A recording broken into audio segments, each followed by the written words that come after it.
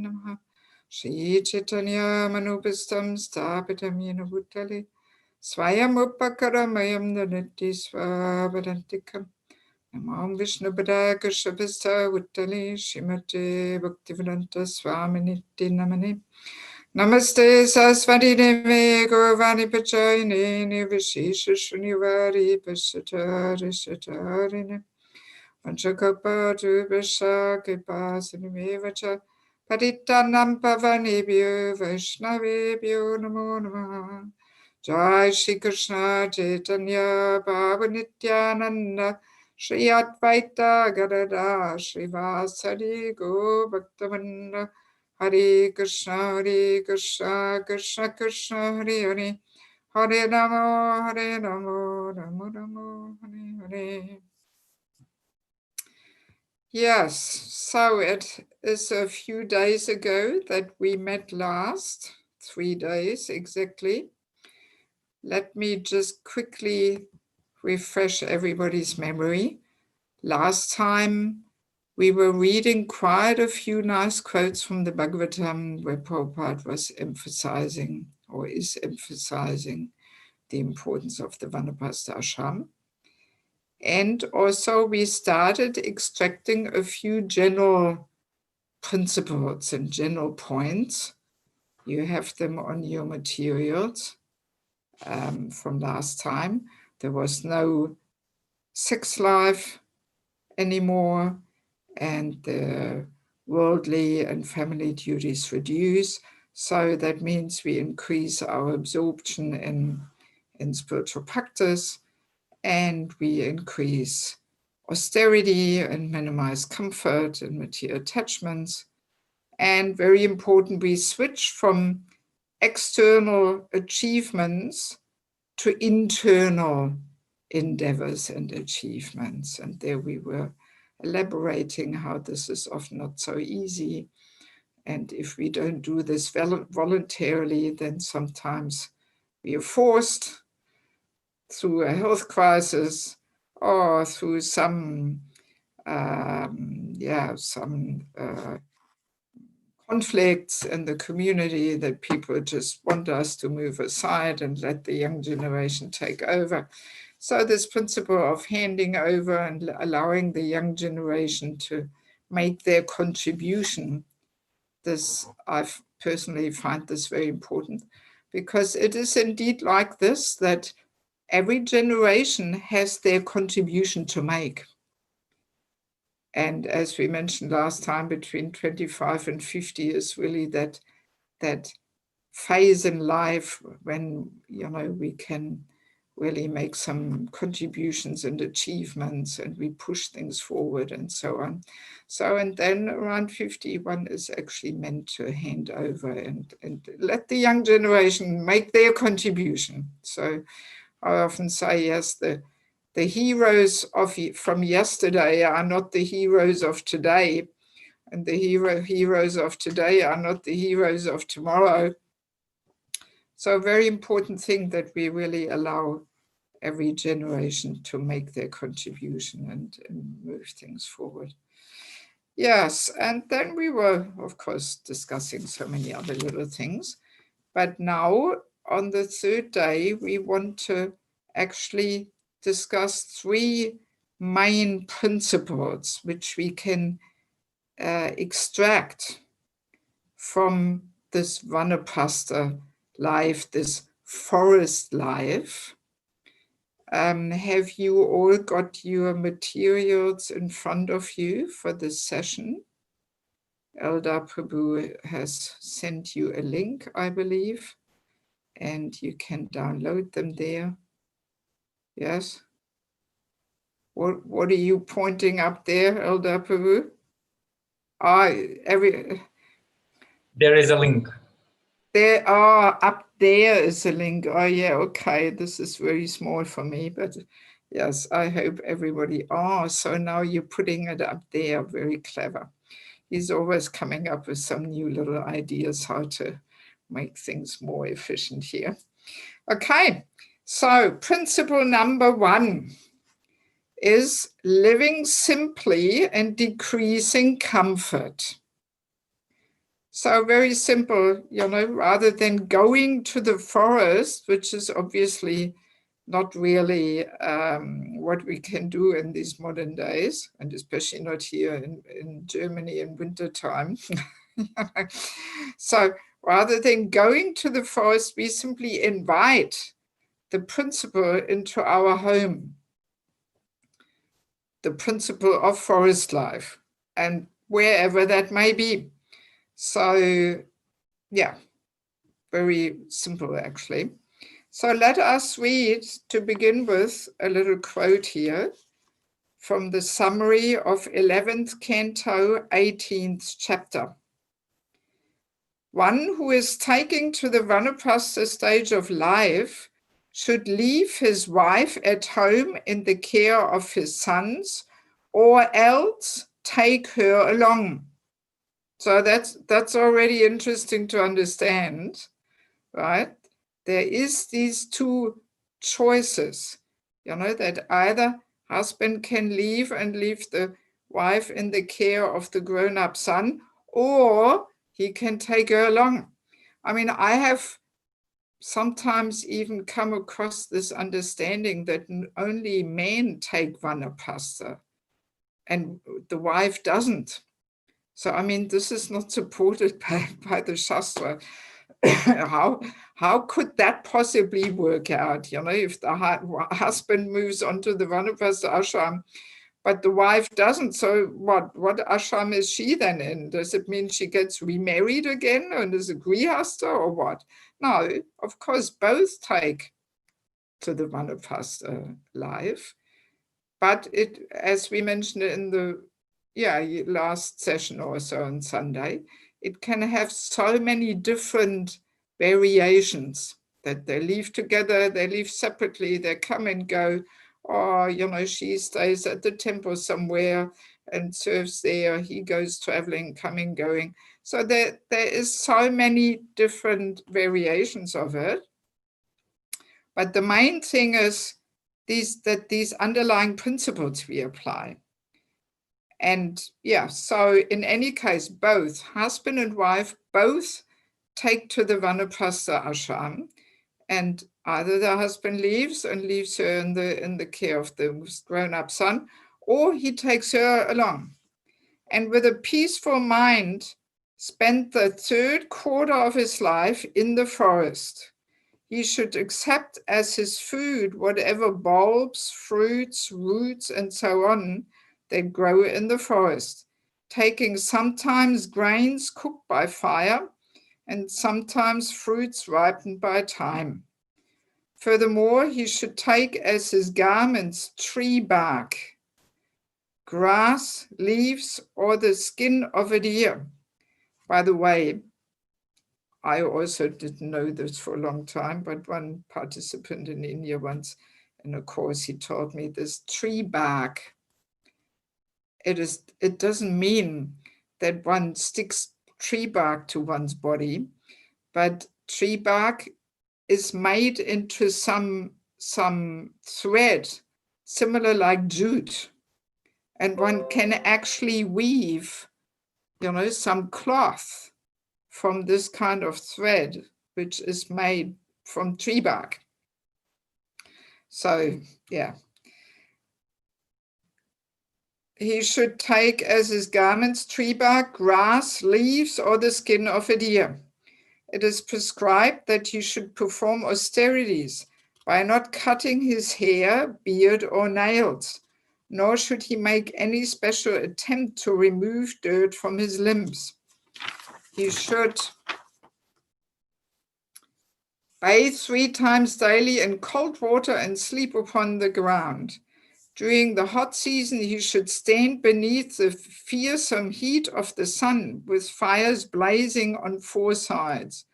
During the raining season, he should stand in the midst of the downpour of rain. And during the cold winter, he should submerge himself in water up to the neck. He is absolutely forbidden to clean his teeth, to store food that he has collected at one time to eat at another time, and to worship the Supreme Lord with the flesh of animals. If he can maintain those severe practices for the remainder of his life, the Vanaprastha will achieve the Tapaloka planet. So, first, this may be a little perplexing, this quote. Thank God we don't want to go to Tapaloka planet. And interestingly, this instruction that we should not worship the Supreme Lord with the flesh of animals, this already clearly gives us insights that actually, and I mentioned this, I think, in the very first session, that really this Vanaprastha was, even in former times, it was actually a must, even for those who were not even Vaishnavas, who did not chant the holy name, who did not follow, the 4 principles of no meat, fish, and eggs. It actually was meant, for any civilized human being, So, and of course now, in the context of Lord Chaitanya's Sankirtan movement, these things look a little different. So now, of course, we don't forbid the Vanaprastha to clean his teeth. Otherwise, how can we preach? So it is differently applied according to the modern times of the Sankirtan movement, but yet the underlying principles we can extract very clearly, and as I mentioned earlier, I have discussed these things with Jayadvaita Swami. He's also very interested and concerned about this topic of Vanaprastha Ashram and so on. And and we both agreed on this, or he basically agreed with my understanding here and said, yeah, this is the right way to understand. So because very easily when we read these things in the Bhagavatam, we may think, oh, this is all, not for today. This was in former times. So this does not apply to us at all and is not relevant. But no, it is relevant, but we simply have to look deeper and understand the underlying principles and apply them, right? Yes. So it simply means, we can understand living in the forest, so it will be very simple, life extremely simple, and and a little austere again. We want to invite the mood of tapasya again, and get rid of this cozy, homey mood, So therefore, how we apply this in the modern times is that we simplify our surroundings and we keep only the absolutely necessary things, what is required to keep body and soul together, like that. Or else we can also imagine, because in some quotes we read on Sunday, Prabhupada in several purports, he was inviting the devotees to come to the Holy Dham, Vrindavan. So we can imagine if we actually move to Vrindavan in our old age, obviously we're not going to take all the cozy furniture and couches and interior decoration and all this with us. And we are not going to hopefully, get all homey and settled there in Vrindavan. But we simply rent a room and there's only the bare necessities in it, what rooms look like in Vrindavan if it's not fancy and luxurious. But, there's a bed, a desk, a chair, some shelves, and some bathing place, simple bathroom, and that's about it. That's all we basically need, right? So that same mood and spirit we can invite into our residence wherever it may be. So it means we get rid of many extra household things and, which we have accumulated, because especially in Grihastha life, and not only in Grihastha life, even if one lives for quite a while in one place, one tends to accumulate so many things, my God.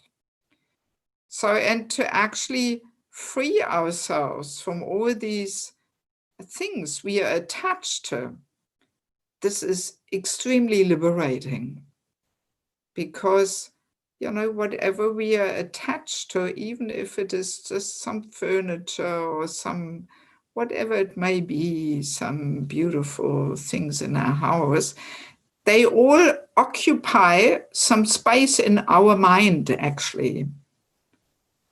And if we free ourselves from that, it is highly liberating, really. I mean, I've experienced this myself. Even during my Grihastha, 10 years of Grihastha life, we were actually never so settled. We always moved a lot around and lived in Sankirtan vans and this and that. So actually, during my 10 years of married life, we only had our own flat for 6 weeks, believe it or not. Within 10 years, for 6 weeks. Of course, I mean, we also did not have children. Then, of course, we would have changed our life. But nevertheless, yeah, we were always moving around and living in some little room in the temple and so on. So I actually never had this so much furniture and beautiful things and all this kind of thing, So, but nevertheless, still in our 10 years of Grihastha life, naturally, we accumulate quite a few things. So, and then when my husband left Krishna consciousness, it was such a, it was really relieving for me to just go through everything, sort it out, get rid of it, sell it, give it away, throw it out. It's really a fantastic exercise, really, which one, can do quite frequently, just to free oneself from all kinds of things we tend to collect and so on, And especially then when we, we want to cultivate that mood of Vanaprastha life, we have to remember we will have to leave everything behind anyway. Sooner or later, we can't take anything along. So better voluntarily giving things away rather than being forced by death, right? And we can say, yes, if we voluntarily give things away, then we can actually get the benefit and also the joy of giving in charity. But if we hang on to things until cruel death will force us to give it up, then we're missing out on that joy and that benefit of giving in charity. And in the Bhagavatam, in the story with Bali Maharaj, he actually expresses that when, when Vamanadev is asking for the 3 steps of land, and and Bali Maharaj wants to give these 3 steps, and then he realizes, these steps look a little different than what I imagined, and there Bali Maharaj says, actually, sooner or later I have to give up everything anyway. So better to give it now voluntarily, give in charity, rather than waiting until death takes everything away from us. So this is a very practical thing, which, even, I mean, the question came up last time, if we have not practiced Krishna consciousness so strictly, and if maybe even our husband or wife is not practicing Krishna consciousness, how can we, somehow cultivate the Vanaprastha Ashram? So, and my answer was, well, strictly speaking, it requires a certain level of maturity and spiritual advancement, and also a detachment, which comes about through strict practice during the Grihastha Ashram. But even if we have not had a chance for this, still, such a simple principle, like our first principle, number one, of just simplifying our surroundings and passing things on, giving things away to the young generation who just starts with their Grihastha Ashram. Let them get some of our, furniture or kitchen equipment or whatever we may have accumulated. So let us pass it on to them. I mean, this can actually, we can try and imbibe this mood in any situation. And it's a very good way how to prepare already, even when we're not quite there yet. Even we may be still working, or we may still have some family duties, but still no harm to go through our stuff and get rid of a few things. Like sometimes when I travel and I stay with grihasthas in their houses, I'm often amazed what people all accumulate, and they still have shelves full of kami books and this and that and all kinds of knickknacks and porcelain cats and dogs and whatnot. So let's free ourselves from all these things, because it actually makes it has a big impact, our surroundings. And we can experience this, that empty rooms where there's not much in there, that they have a very freeing, liberating effect on the mind. But if our surroundings are so cluttered with stuff and everywhere, pictures and furniture, and oh my God, it has quite a strong, a subtle but yet strong effect on the mind. And yeah, so in that way we can understand that actually freeing ourselves from all kinds of unnecessary things which we may have collected over the years, this is already immensely liberating. Yes. So yeah, so that's kind of the first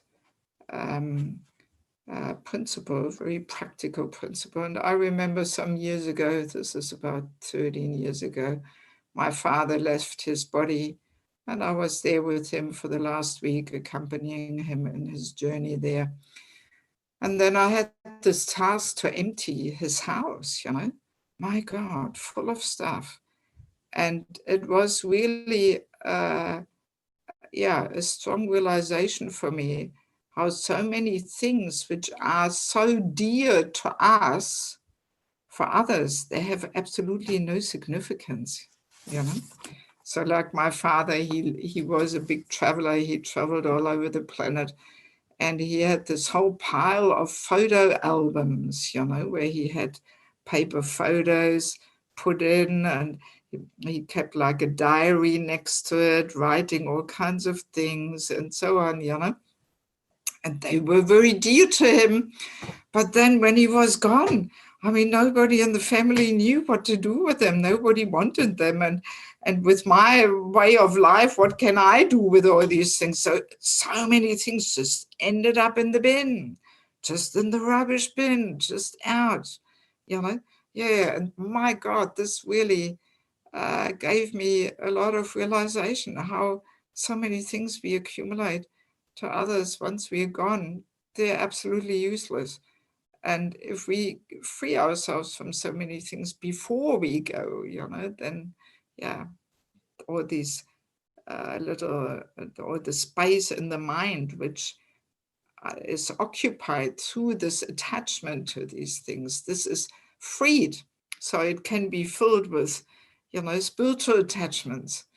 And this is what we are meant to do, that we have to free the mind from all these material attachments. Yes. we have here another little quote, which is connected with this point. 11.3.26 in the Bhagavatam. Thus, a devotee should understand that his eternal residence is fixed in the dust of the lotus feet of the Supreme Personality of Godhead. A Vaishnava should reject the gross sense gratification of living in the forest in the mode of goodness, in the city in the mode of passion, or in the gambling house in ignorance.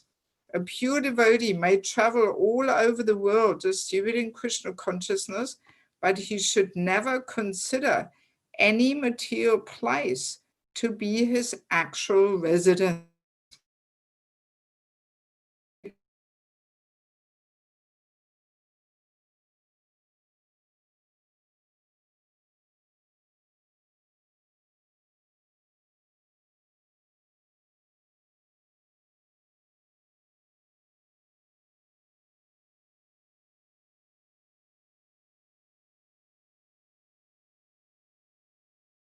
The forest life of a Vanaprastha, but simply having a nice residence in the forest. But this is also an important aspect of the renounced phase of life, that actually we should come to this understanding that no place here in the world is my residency. My real home is the spiritual world. And I am just visiting. And I am just, staying here, staying there, and just visiting. And of course, if we move around, actually, then this consciousness is much easier to cultivate, because we are indeed nowhere permanently residing, but we are constantly moving. So then much more easy to cultivate this mood of when people ask us, so where are you living? That, well, where am I living? I don't have a home as such. I am moving, and my real home is Goloka, Vrindavan, Vaikuntha, wherever we may be belonging. So that, that consciousness we, should eventually cultivate. Yes. So yes, one more time, very clear that one, invites this principle of simplifying one's surroundings. And as we mentioned already last time, that's not all, but we should also leave sometimes. We should give up the cozy home, and we should go away for a week, for 2 weeks, come back, going, coming, like that. And and that will help us to cultivate this mood that we are just a guest here in the material world, and our real home is in the spiritual world.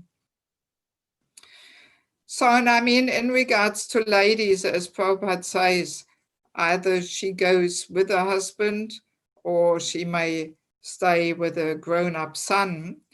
But for example, if a woman has the nature to travel and also preach, then obviously in Lord Chaitanya's Sankirtan movement, this is wanted.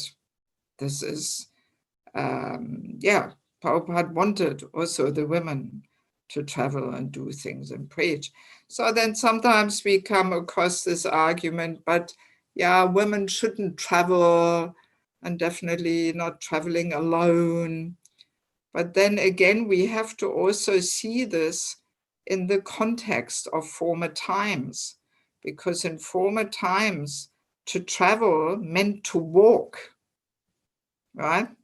There was no planes, no trains, no buses, no cars. So people were traveling by walking. Mahaprabhu was walking all the way to South India, right? He didn't step on the plane or something. So, and of course, a woman should not travel in those times. a woman should not travel by herself alone, walking through the jungle. Of course not, of course not. So the principle is there should be protection for women, but the detail is according to time, place, and circumstance. So these days, when you travel as a preacher, it usually means the devotees take you to the airport, and so then you are in the airplane, you're by yourself, and then they pick you up wherever you arrive. So this is a whole different thing than in former times, walking for hours and days and having to, maybe meet with dacoits or whatever is one can, and or different dangers one can encounter there. But in the modern times, it is a little different, so in any case, this is my understanding. But also it is not that a woman has to constantly travel as a Vanaprastha, because as a rule, we can say that maybe for women, the physical austerities are often a little harder to endure than for men. So if it is not a woman's nature to travel and preach, then no problem. She doesn't have to or something, And as we mentioned before, there's also this idea that it's actually already going on in quite a few temples, that there is elderly ladies, and they also have a room in the temple, maybe part of the Vanaprastha Ashram, and they simply dedicate themselves to serve. And and they're also in the if a lady is in that situation, again, she should keep her room simple, not accumulating so many things and so yeah, that simplicity of one's surroundings can be applied in all different variations, whatever whatever path we are going. And of course, ultimately, again and again, this all has to be practiced under the guidance of a senior devotee who is already more experienced in meeting this challenge of the Vanaprastha Ashram than we are. So especially, when it comes to such steps as cultivating Vanaprastha Ashram, we do need some guidance. Otherwise, we can really we can either prematurely go into this direction or in some, not suitable way or something. Yeah, so let me see if there is maybe some question, because I want to discuss today these 3 points, these 3 principles. And after each principle, I want to see whether there's maybe some questions. So let me see if there's any questions about this first principle of simplifying one's surroundings and only keeping what is absolutely necessary. Do we have any questions? Yeah, we have a question from Mataji Franca. Okay. Mataji, well, maybe you want to say it because it's quite long and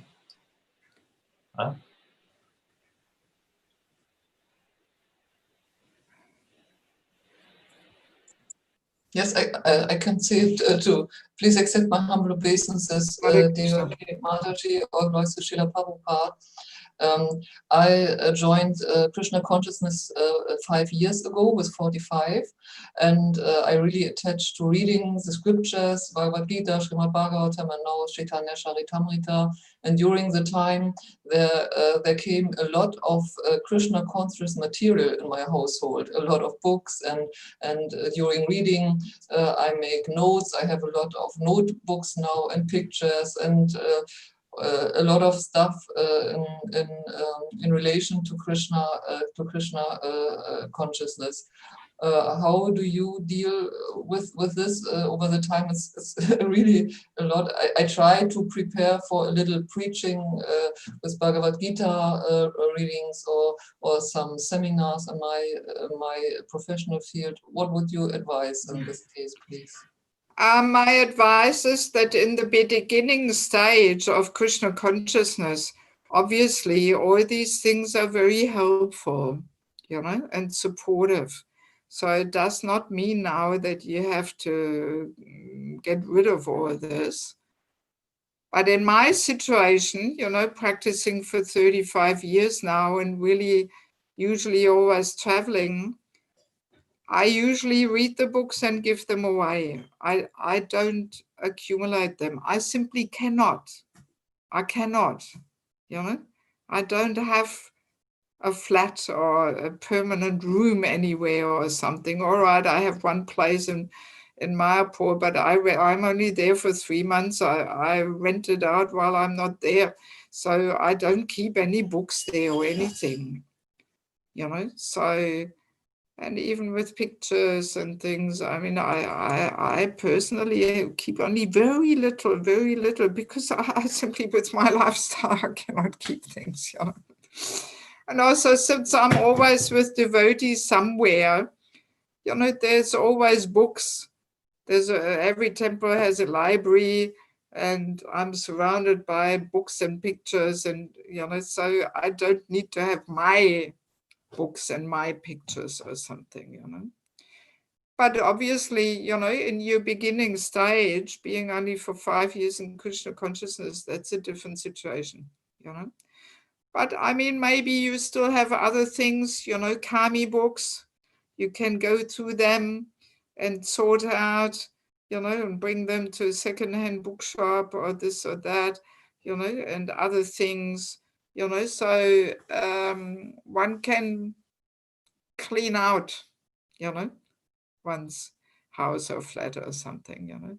And I mean, my mother, she is 90, and she always, whenever I come and visit her, she always says, yes, I'm tidying up, you know, what can I give you? And she gives things away and this and that, but I want to make it easier for you one day, you know, when I'm gone, so you don't have all this work here or all this stuff, you know. So even she talks about it, you know, and she actually, yeah, gets rid of things, you know. And I remember same thing with my father when he was in his last week before he left his body.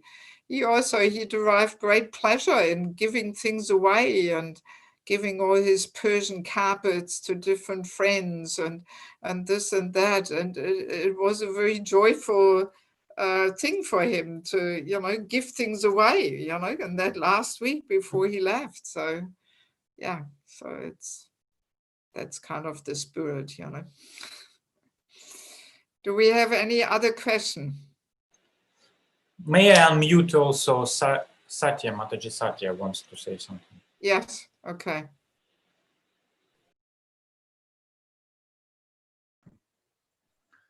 Hare Krishna. Hare Krishna. Please accept my humble obeisances. Hare Krishna. I wanted to say about the point, I hope you will hear me. The internet is not so strong, but I wanted to say about the point you said about the home, that we actually never have to have our own home. It helps us to get rid of attachments, isn't it? Especially when we travel, we never have our own place.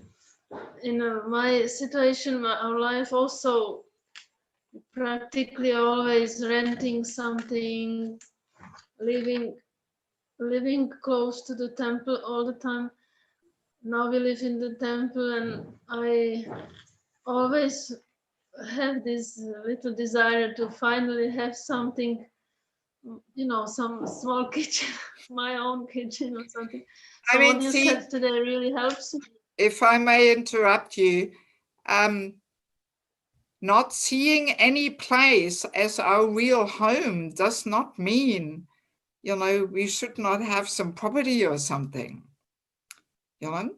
So we can have a house in our name, But we understand this is actually not my home. I am just visiting, you know, in the material world. That's the point, you know. So obviously, if also, you know, you still have a son, you know, you have family, so of course you need a home, of course. But within your consciousness, it should not be your real home. It's simply just a place where you visit. That's the idea. Actually, there's in the 7th canto of the Bhagavatam, Idea Family Life, there is even an instruction where it is said a grihasta should even have that consciousness that he is just visiting, and he should simply make arrangements to keep body and soul together, you know. And let's imagine you are visiting some place, you know, then you know I'm only visiting for a few weeks, so you're not going to set yourself up eternally as if you're going to stay here forever, because you know it's not worthwhile. You will leave after 3 weeks again. So in that same mood and consciousness, even as a grihasta, one should actually have to always maintain this mood of the spiritual world being our actual home.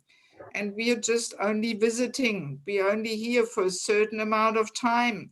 And who knows for how long? This may be only, you know, a few years. Who knows? You know? So then we will not endeavor so much to get so comfortable as if we stay here eternally. You know, so that is the understanding. Okay, thank you very much for Hare explanation. Krishna. Thank you. Padma Sundari Mataji, did you have anything to say? I saw you kind of lifting your hand there sometimes. I have questions for the second principle of travel. Well, we are not there yet. Yeah, okay. Okay. All right, so maybe we'll continue and move on to the second principle. And this is simplifying our external appearance. Also very practical, you know, because we were reading already in the other quote, we were reading that one should dress. What's happening now, Padma Sundari Mataji?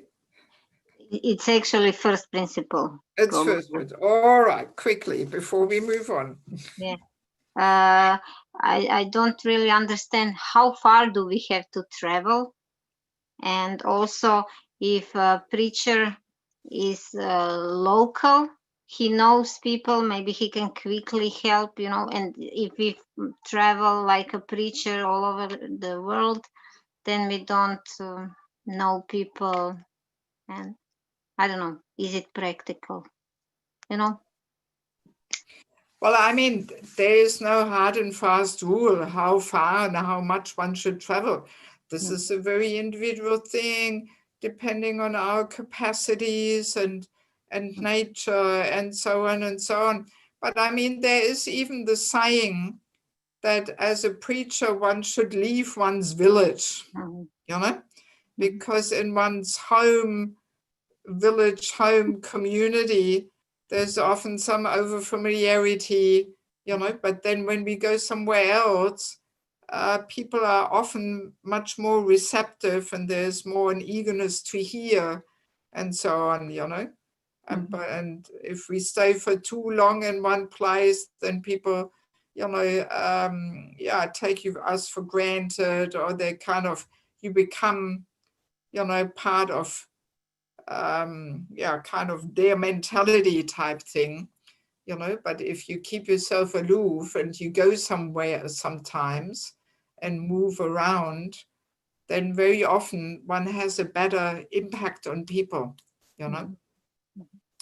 And I mean, if we have a few places where we go regularly, then we will develop relationships, you know. So just the fact that we don't know anybody in a new place where we go or something, that's not a problem. That's not a problem, you know. Yes.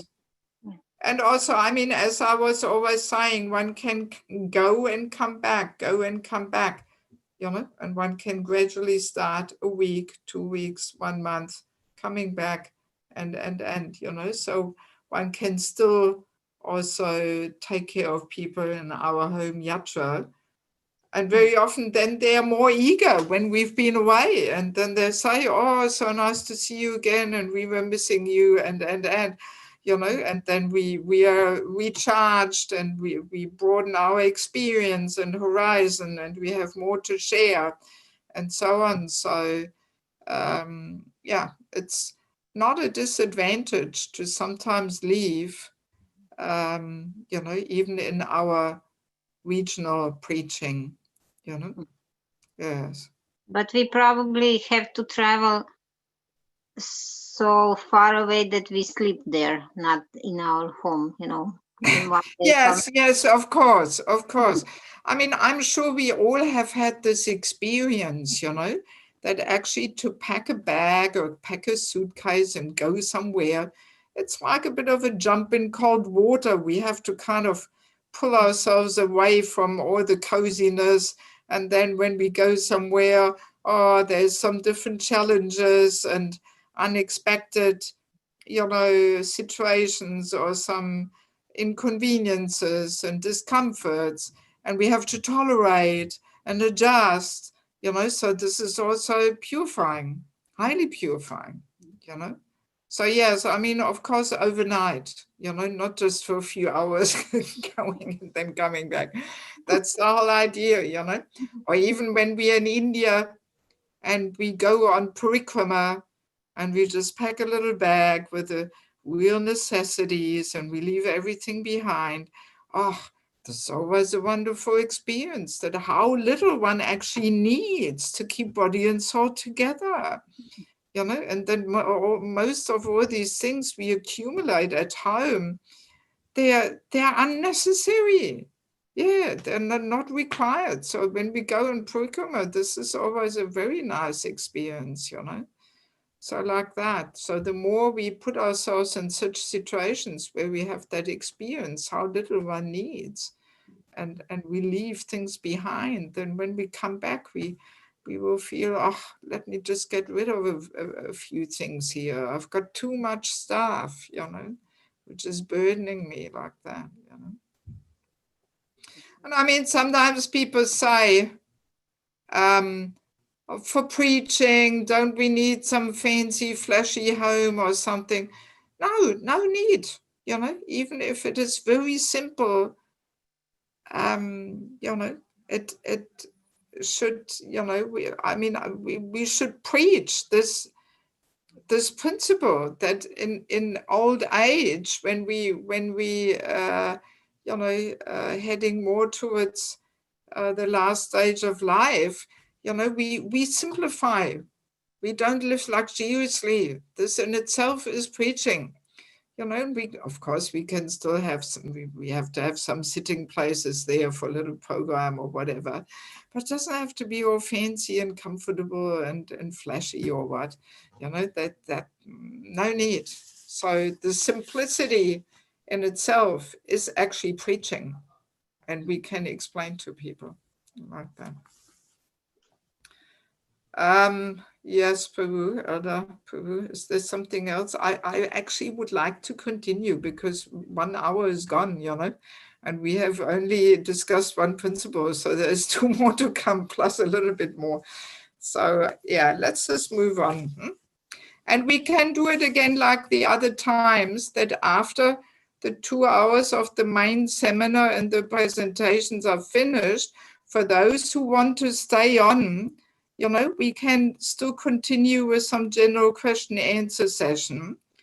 But after 2 hours, I'd like to finish the main presentation time. And those of you who would like to continue with some more discussion, I'm happy to continue for another half an hour or something. So please, if you have some question, keep it for the end and then we'll see. Huh? Okay, so principle number 2, simplify our external appearance. as we were mentioning and reading in that one purport, yes, we should be dressed with bark or grass and this and that, you know, so simple dress, simple externals. So, especially for us ladies, this is very relevant because actually, in general, we women play that role of bringing beauty and color into life, especially during our married life. You know, it is our duty to make ourselves attractive and beautiful for the pleasure of the husband. And in order to desire to play this role, woman's body brings along a stronger bodily identification and attachment. And that stronger identification inspires us to make ourselves pretty and decorate ourselves and be colorfully dressed and all that. So this is part of the whole deal of being in the woman's body. So, and then especially, you know, because we have that stronger bodily attachment, that's why for us ladies, it is especially important that when we are, you know, heading towards the Vanaprastha Ashram, we should gradually reduce this bodily attachment and, yeah, just become more simple and no more need for all ornaments and makeup and all these things. No need, because actually the culture is that we decorate ourselves for the pleasure of the husband. And in that age, you know, we want to become a little detached in that husband-wife relationship and attraction. And as we mentioned on Sunday, there's no more sex life anyway. So there's no need to make ourselves so attractive and beautiful and pretty and all this. And also in regards to colors, we gradually go into subdued colors, more the beigey, yellow, you know, gray, browny, maroni, earthen colors, you know. That's a gradual thing. We you know, we leave out the more bright colors of pink and purple and blue and this and that. But we gradually go into more earthen colors. And then basically that should lead us to wearing white with a border. If a husband is still there, if he is still alive, then the Vanaprastha mood is white with a border for the ladies. If there's no husband anymore, like with my humble self, so then the widow wears white without a border. So a married woman to wear white would be inauspicious, because it's almost like a prediction that soon he will die or something, or maybe even a wish or something that he will die soon. So, you know, that is inauspicious. So, but when there is a husband still there and both go into the Vanaprastha mood, then the wife should gradually prepare for wearing white with a border. And gradually, you know, reducing the decorations and the makeup and all that. And this has to be internally cultivated gradually. It should not be simply some external thing. Otherwise, it just becomes another fashion. Oh, I'm wearing white now. Look at me, I'm different. No, we don't want that. It has to really correspond to the internal mood, right? That we don't just externally do these things, but it has to feel right internally. And I remember, I mean, if I may use my humble self as an example, you know, I was 40 when my husband left Krishna consciousness and left me. And I had so many nice, beautiful saris, so I was pretty much immediately giving them all away. And I asked my Guru Maharaj at the time if it is okay if I go into white, and he said, yeah, why not, you can try. And actually from age of 40 to 50, I was wearing white with a border.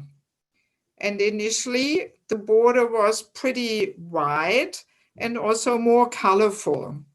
So initially I needed still a little bit of color, you know. I was only 40.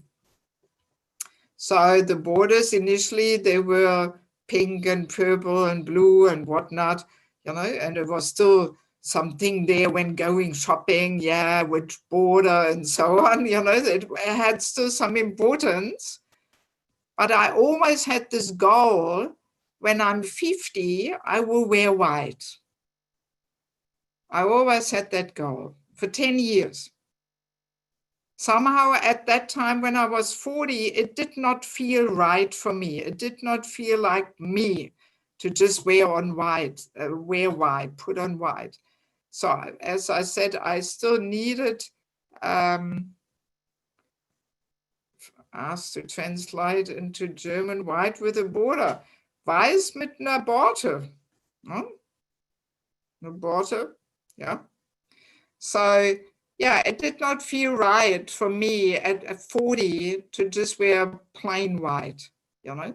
So, and then over these 10 years, the border got more narrow and more earthen colored.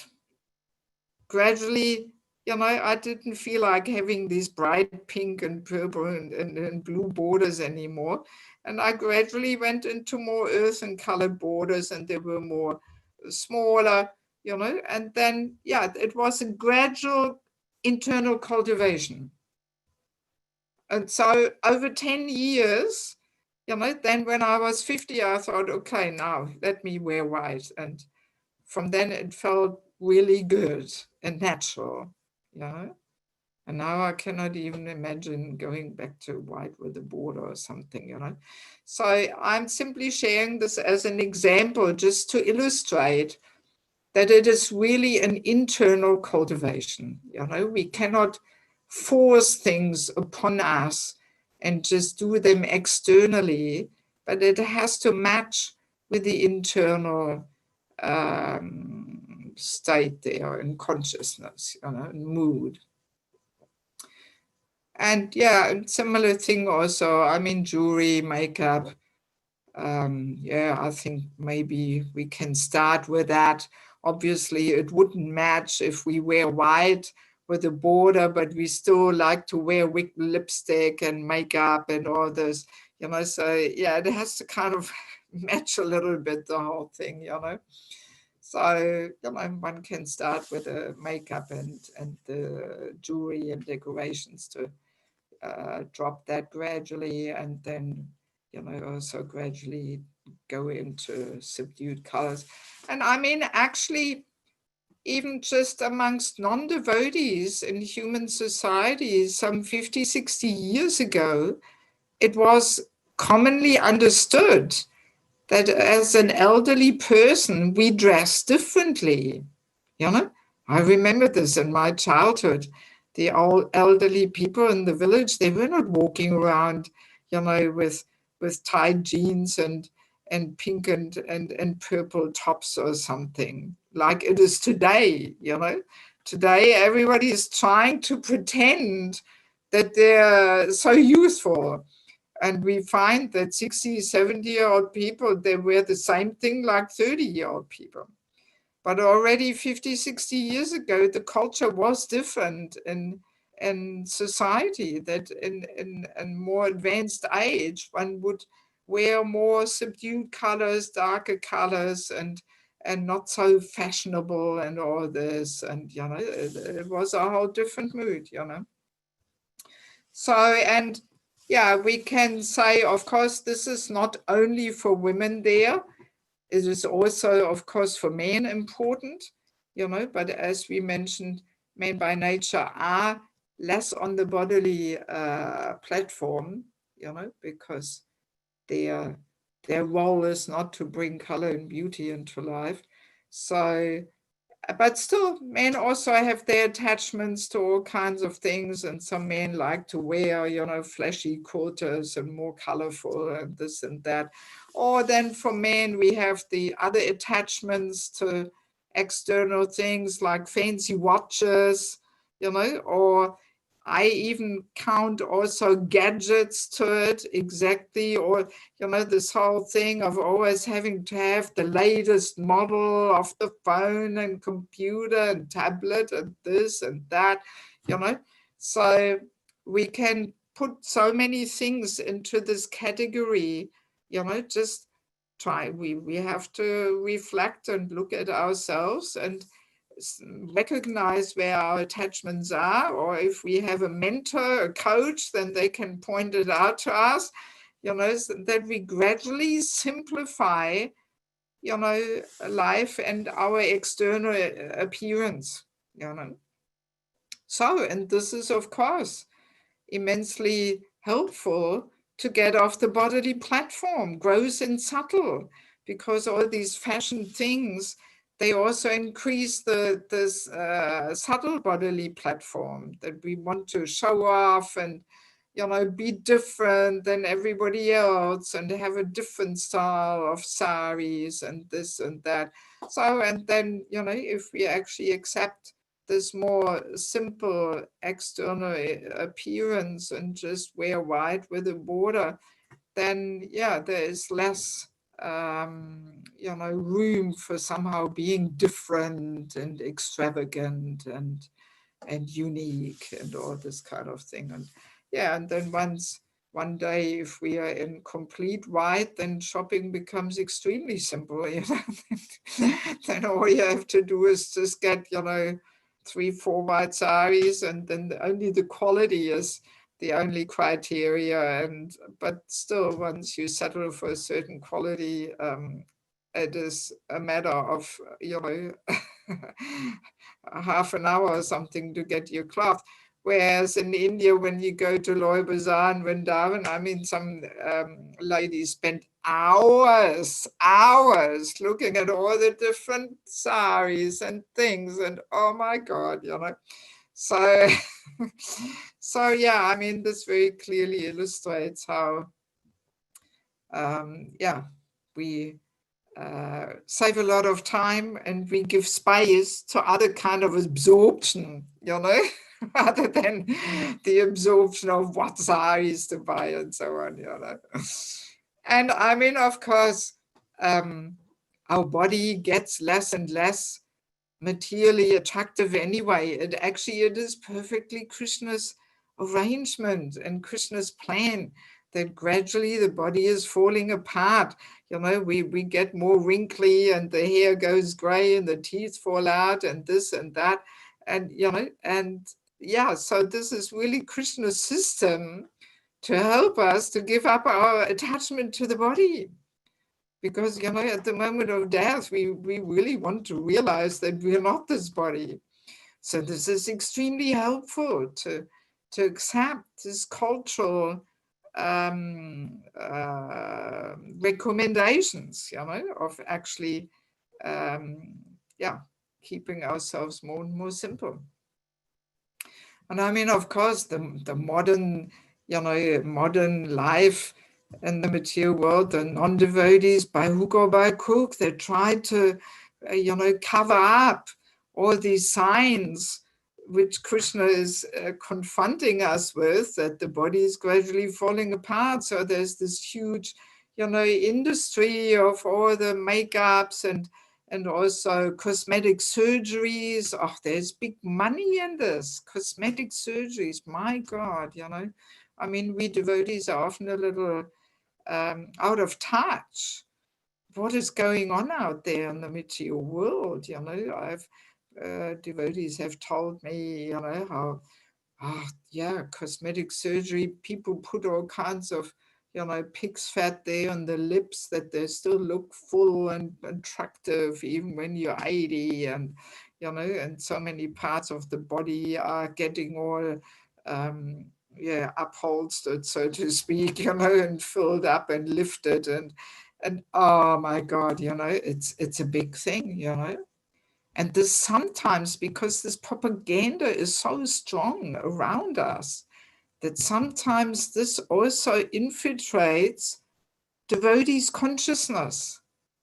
I was once in South India, in Bangalore, and I stayed with one family, the senior devotees, Brahmin initiated, everything, and then the wife, she was telling me how one Mataji, who is also a devotee, she really recommended her to have some surgery to get rid of the double chin here and this and that.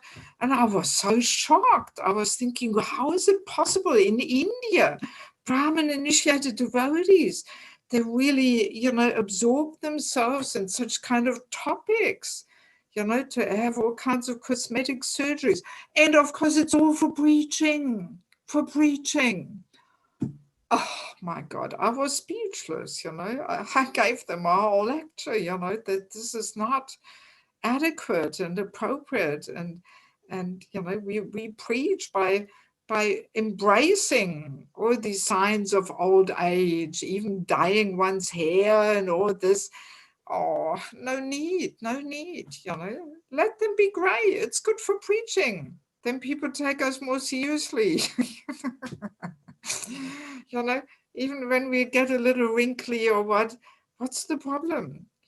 We have to clearly understand the real beauty comes from the soul shining through. Purity is the force, and not only purity is the force, but there's also the beauty lies in the purity of the soul, So the more we become Krishna conscious, that is the attractive feature of a devotee when we preach, just that purity and conviction and dedication to live as a devotee.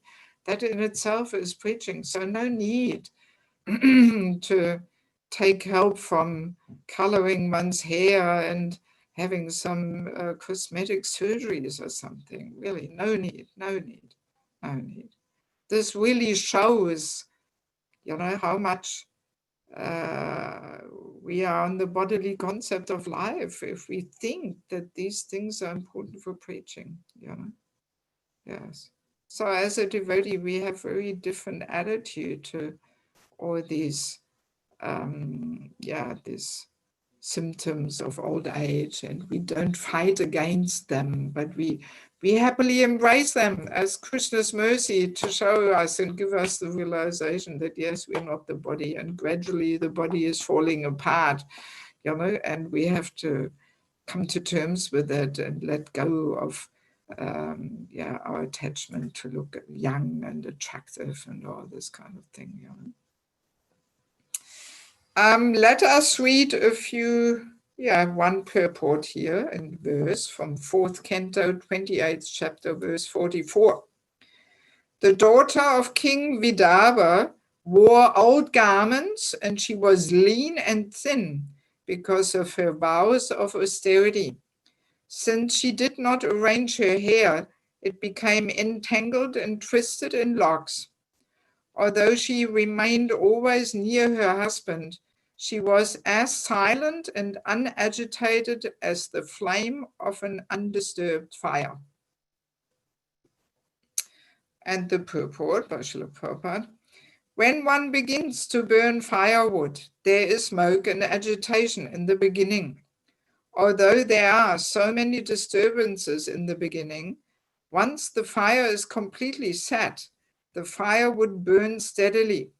Similarly, when both husband and wife follow the regulative principles of austerity, they remain silent and are not agitated by sex impulses. At such a time, both husband and wife are benefited spiritually. One can attain this stage of life by completely giving up a luxurious mode of life. In this verse, the word chiravasa refers to very old torn garments. The wife especially should remain austere not desiring luxurious dresses and living standards. She should accept only the bare necessities of life and minimize her eating and sleeping. There should be no question of mating. Simply by engaging in the service of her exalted husband, who must be a pure devotee, the wife will never be agitated by sex impulses. The Vanaprastha stage is exactly like this.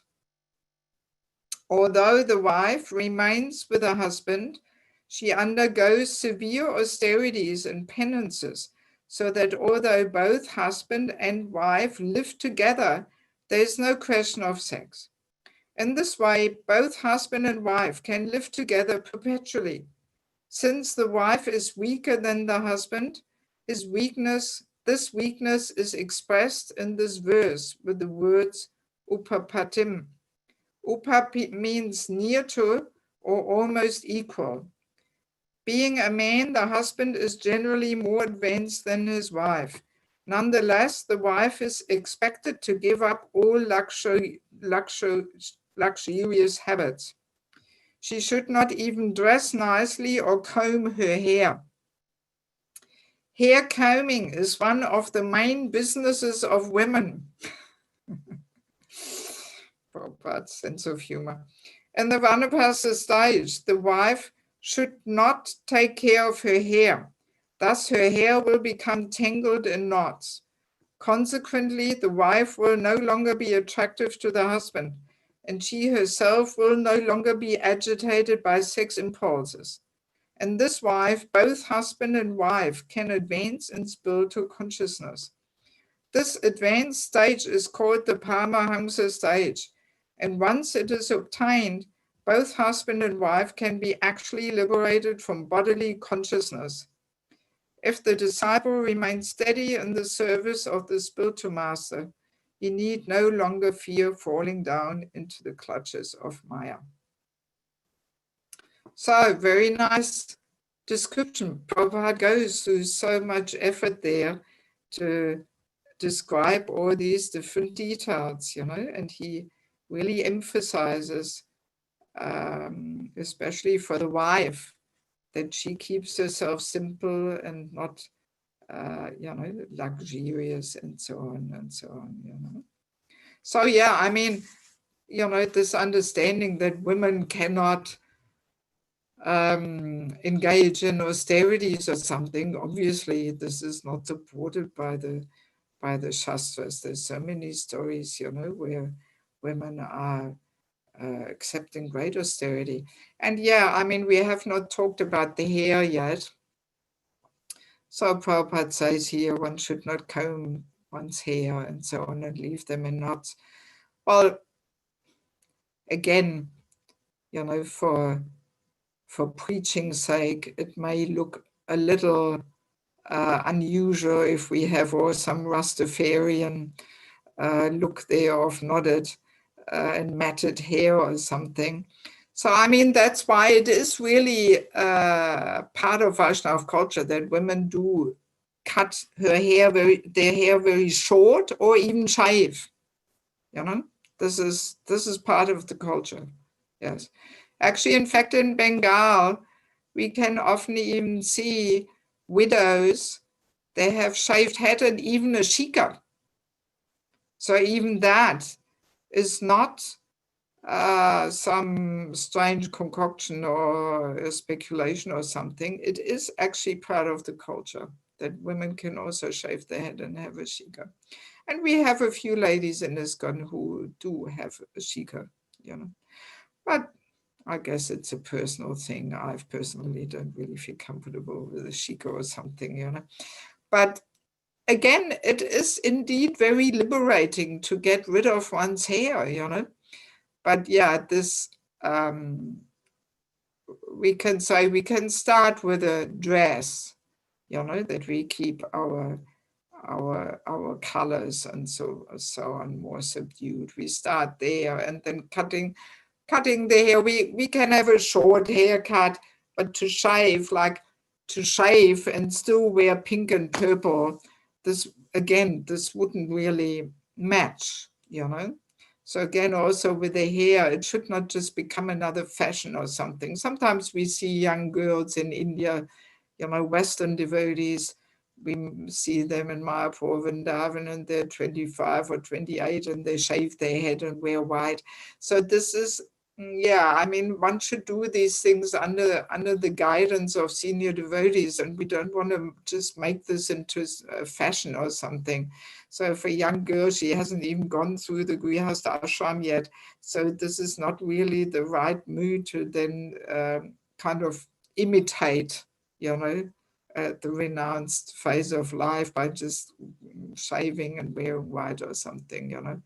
But we quite commonly see this, you know, but actually, no, let's be clear. Vanaprastha means we first have to go through the Grihastha Ashram. We can't just jump or something, you know, and jump into the Vanaprastha Ashram. No, it requires a certain purification and maturity and this and that, you know. So, yes, but as I was mentioning, the shaving of the head, or at least cutting the hair very short, you know, this is also very liberating, because as Prabhupada is making this comment here, it is the main business of women to comb their hair. Yeah, should note in this. Hair combing is one of the main businesses of women. So, yeah, I mean, even men are also attached to their hair. You know, the hair is a very sensual thing which people are attached to. And the hair also are very attractive. Women's hair is very attractive to men. It's a very sensual and attractive thing. That's why people spend so much time and money at the hairdresser and so on, you know. So, and to, yeah, get rid of the hair, it is again a liberating thing. And it's one thing less we have to worry about, you know, what my hair looks like and what shampoo and conditioner and hair pack and this and that, you know. So it is very liberating to just get rid of it all. And then we don't have to worry about it, you know. Yeah.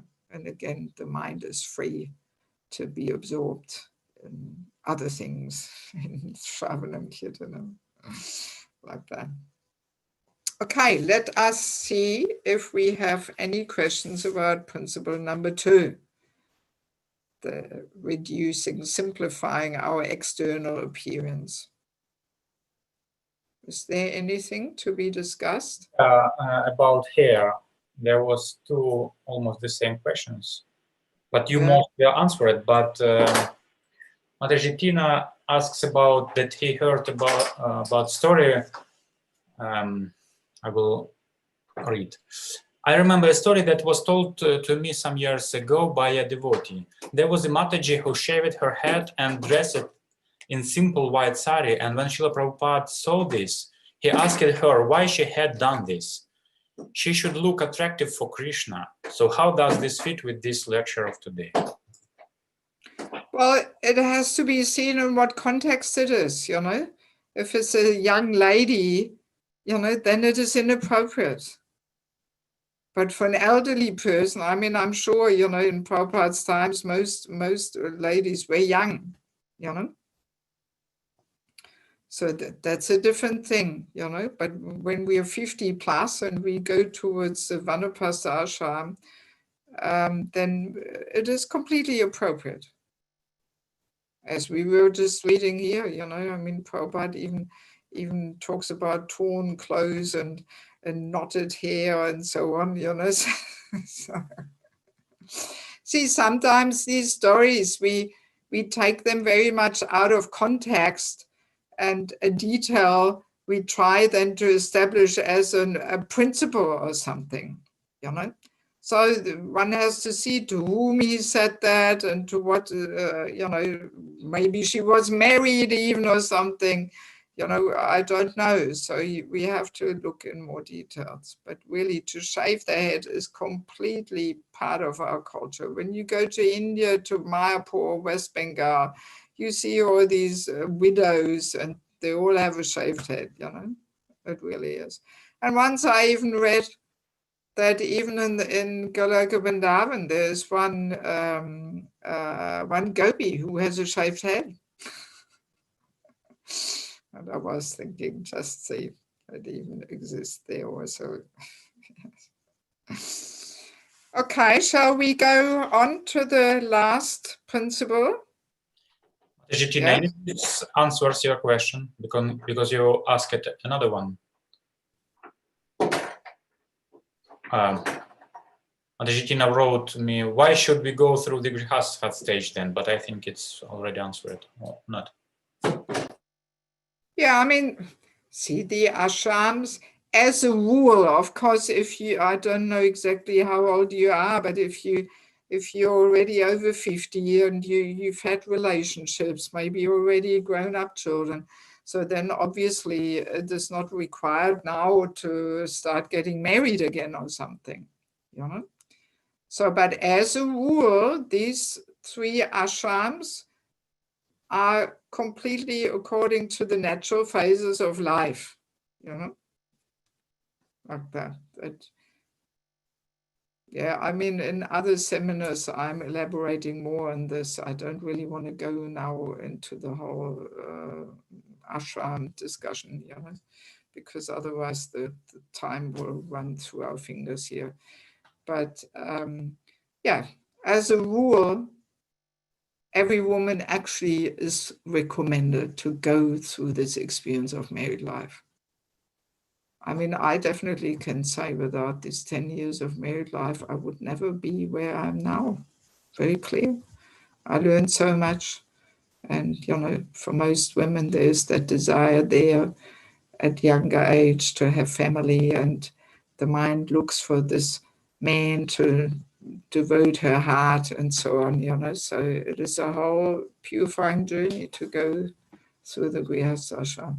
But if you only recently joined and you already, you know, past that stage, then no need.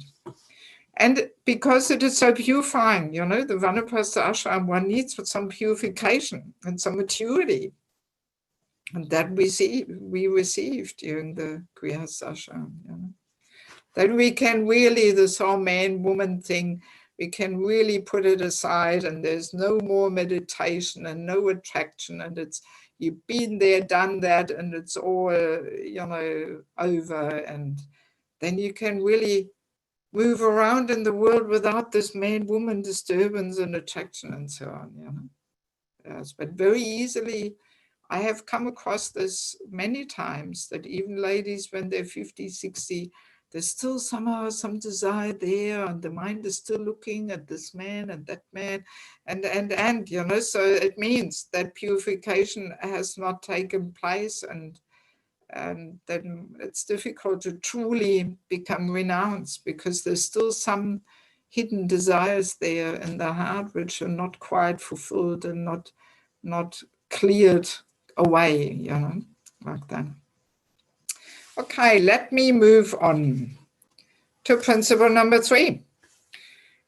For many, they say this is the toughest one, the most challenging one, and that's eating very simply. It came already in the previous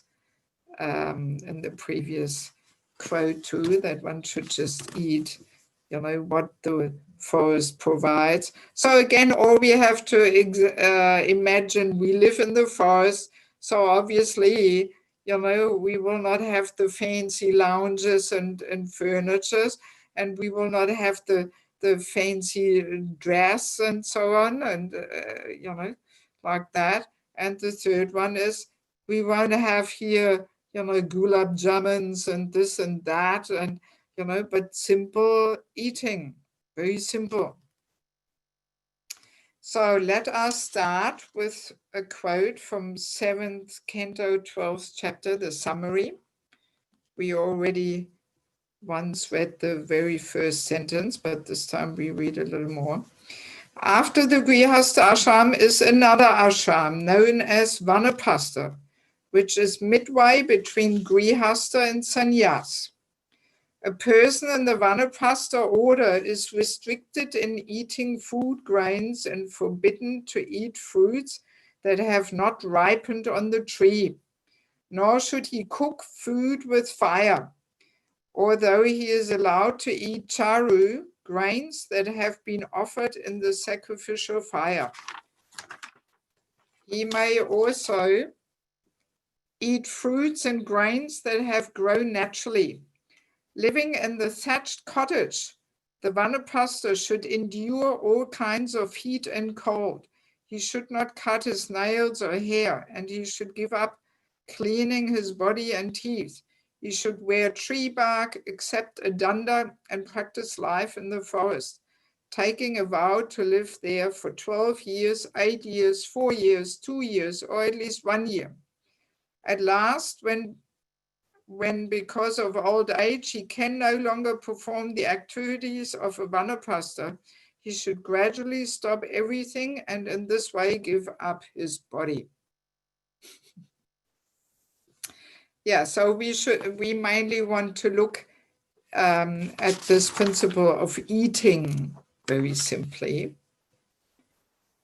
And again, actually our body, in the same way as the body gets less and less materially attractive and gradually falls apart, in the same way our whole digestion becomes more weak, you know? So anybody who is 50 plus has this experience how the body cannot digest everything anymore. And an older body is simply not designed to enjoy the tongue anymore. You just can't eat that plate of halava and pakors and all these things. You can't digest them. So Krishna is really helping us, you know, by making it as a natural way of life that in old age, we have to decrease our eating. We have to accept diets, either voluntarily, or if we don't do it voluntarily, then sooner or later our health forces us, you know.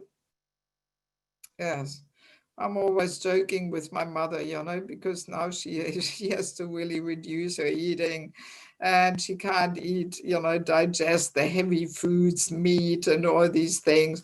And I'm always saying, yeah, well, see, now the Lord is pushing you to accept a more Hare Krishna type diet, you know, so you can already do it earlier voluntarily, or you will be forced, you know, but you can't avoid it altogether, you know. So it is simply Krishna's perfect system to help us to give up the desire for sense gratification. And the tongue, you know, is the main sense which always demands all kinds of enjoyment. And another interesting thing is that, yes, in old age, we also burn up less energy, you know, so very easily, if we don't restrict our eating, we become overweight. And we can see that also very often, how people really put on weight in their old age, you know. So that, of course, people often say, oh, it's something, you know, with my metabolism and this and that. But, well, let's be honest, if we put on weight, it means we eat more than necessary to keep body and soul together. That's pretty clear, you know. So, yeah, we have to reduce the eating, and we should, you know, be a little mindful that we don't want to become overweight. It's materially not good, health-wise, but also spiritually it's not good. And actually in this regard, I do want to share with you some quotes which I don't have on the materials, but there's a few heavy quotes in regards to eating in the Bhagavatam. I've collected them in my verse book here. This is 4th canto, whoever wants to write it down. 4th canto, 28th chapter, verse number 36. Then the purport, Prabhupada says, we can definitely see that to advance in Krishna consciousness, one must control his bodily weight. If one becomes too fat, It is to be assumed that he is not advancing spiritually. Heavy, heavy. Srila Bhaktisiddhanta Saraswati Thakur severely criticized his fat disciples. The idea is that one who intends to advance in Krishna consciousness must not eat very much. Devotees used to go to the forests, here we have it, high hills or mountains on pilgrimages, but such severe austerities are not possible in these days. One should eat instead of only prasad, one should eat instead only prasad and not more than required. According to the Vaishnav calendar, there are many fasts, such as Ekadashi and the appearance and disappearance days of God. All of these are meant to decrease the fat within the body, so that one will not sleep more than desired and will not become inactive and lazy. Heavy, heavy, you know? Yes, I mean, Prabhupada's so outspoken, you know, that even the fasting days on Ekadashi, so blunt Prabhupada is sometimes that he just says they're meant to decrease the fat within the body. He's not making it into some, you know, esoteric reasons or something, but no, let's decrease the fat in the body. Yeah, so these are pretty heavy instructions, you know, that a person who is becoming fat means he's not making spiritual advancement because he cannot control the tongue. And if the tongue is not controlled, the other senses are also not controlled. And there's still the eating, the main source of joy and satisfaction. So that means there's no real higher taste there, you know.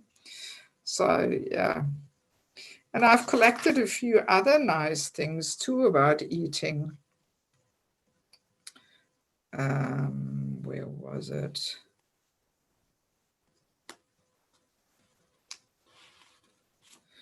(11.745). One should eat palatable foodstuffs to maintain one's mind in a cheerful mood. However, one should not eat luxuriously because this will cause sex desire and laziness. So it's a fine line, you know, to eat palatable foodstuffs to maintain one's mind in a cheerful mood, but should not be luxuriously. And then I have also collected other nice things from 11th Canto, 8th chapter, verse 2. Following the example of the python, one should give up material endeavors and accept for one's maintenance food that comes of its own accord, whether such food be delicious or tasteless, ample or meager. The next verse, if at any time food does not come, then a saintly person should fast for many days without making endeavors. He should understand that by God's arrangement, he must fast. Thus, following the example of the python, he should remain peaceful and patient. Then 11.8.11. A saintly person should not think, this food I will keep to eat tonight, and this other food I can save for tomorrow. In other words, a saintly person should not store foodstuffs acquired by begging. Rather, he should use his own hands as his plate and eat whatever fits on them. His only storage container should be his belly, and whatever conveniently fits into his belly should be his stock of food. Thus, one should not imitate the greedy honeybee who eagerly collects more and more honey.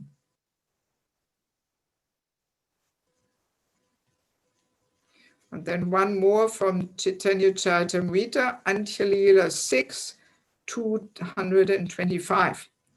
If a renunciate is eager for his tongue to taste different foods, his will to life will be lost, and he will be subservient to the taste of his tongue. So, I mean, these are all pretty strong words, you know.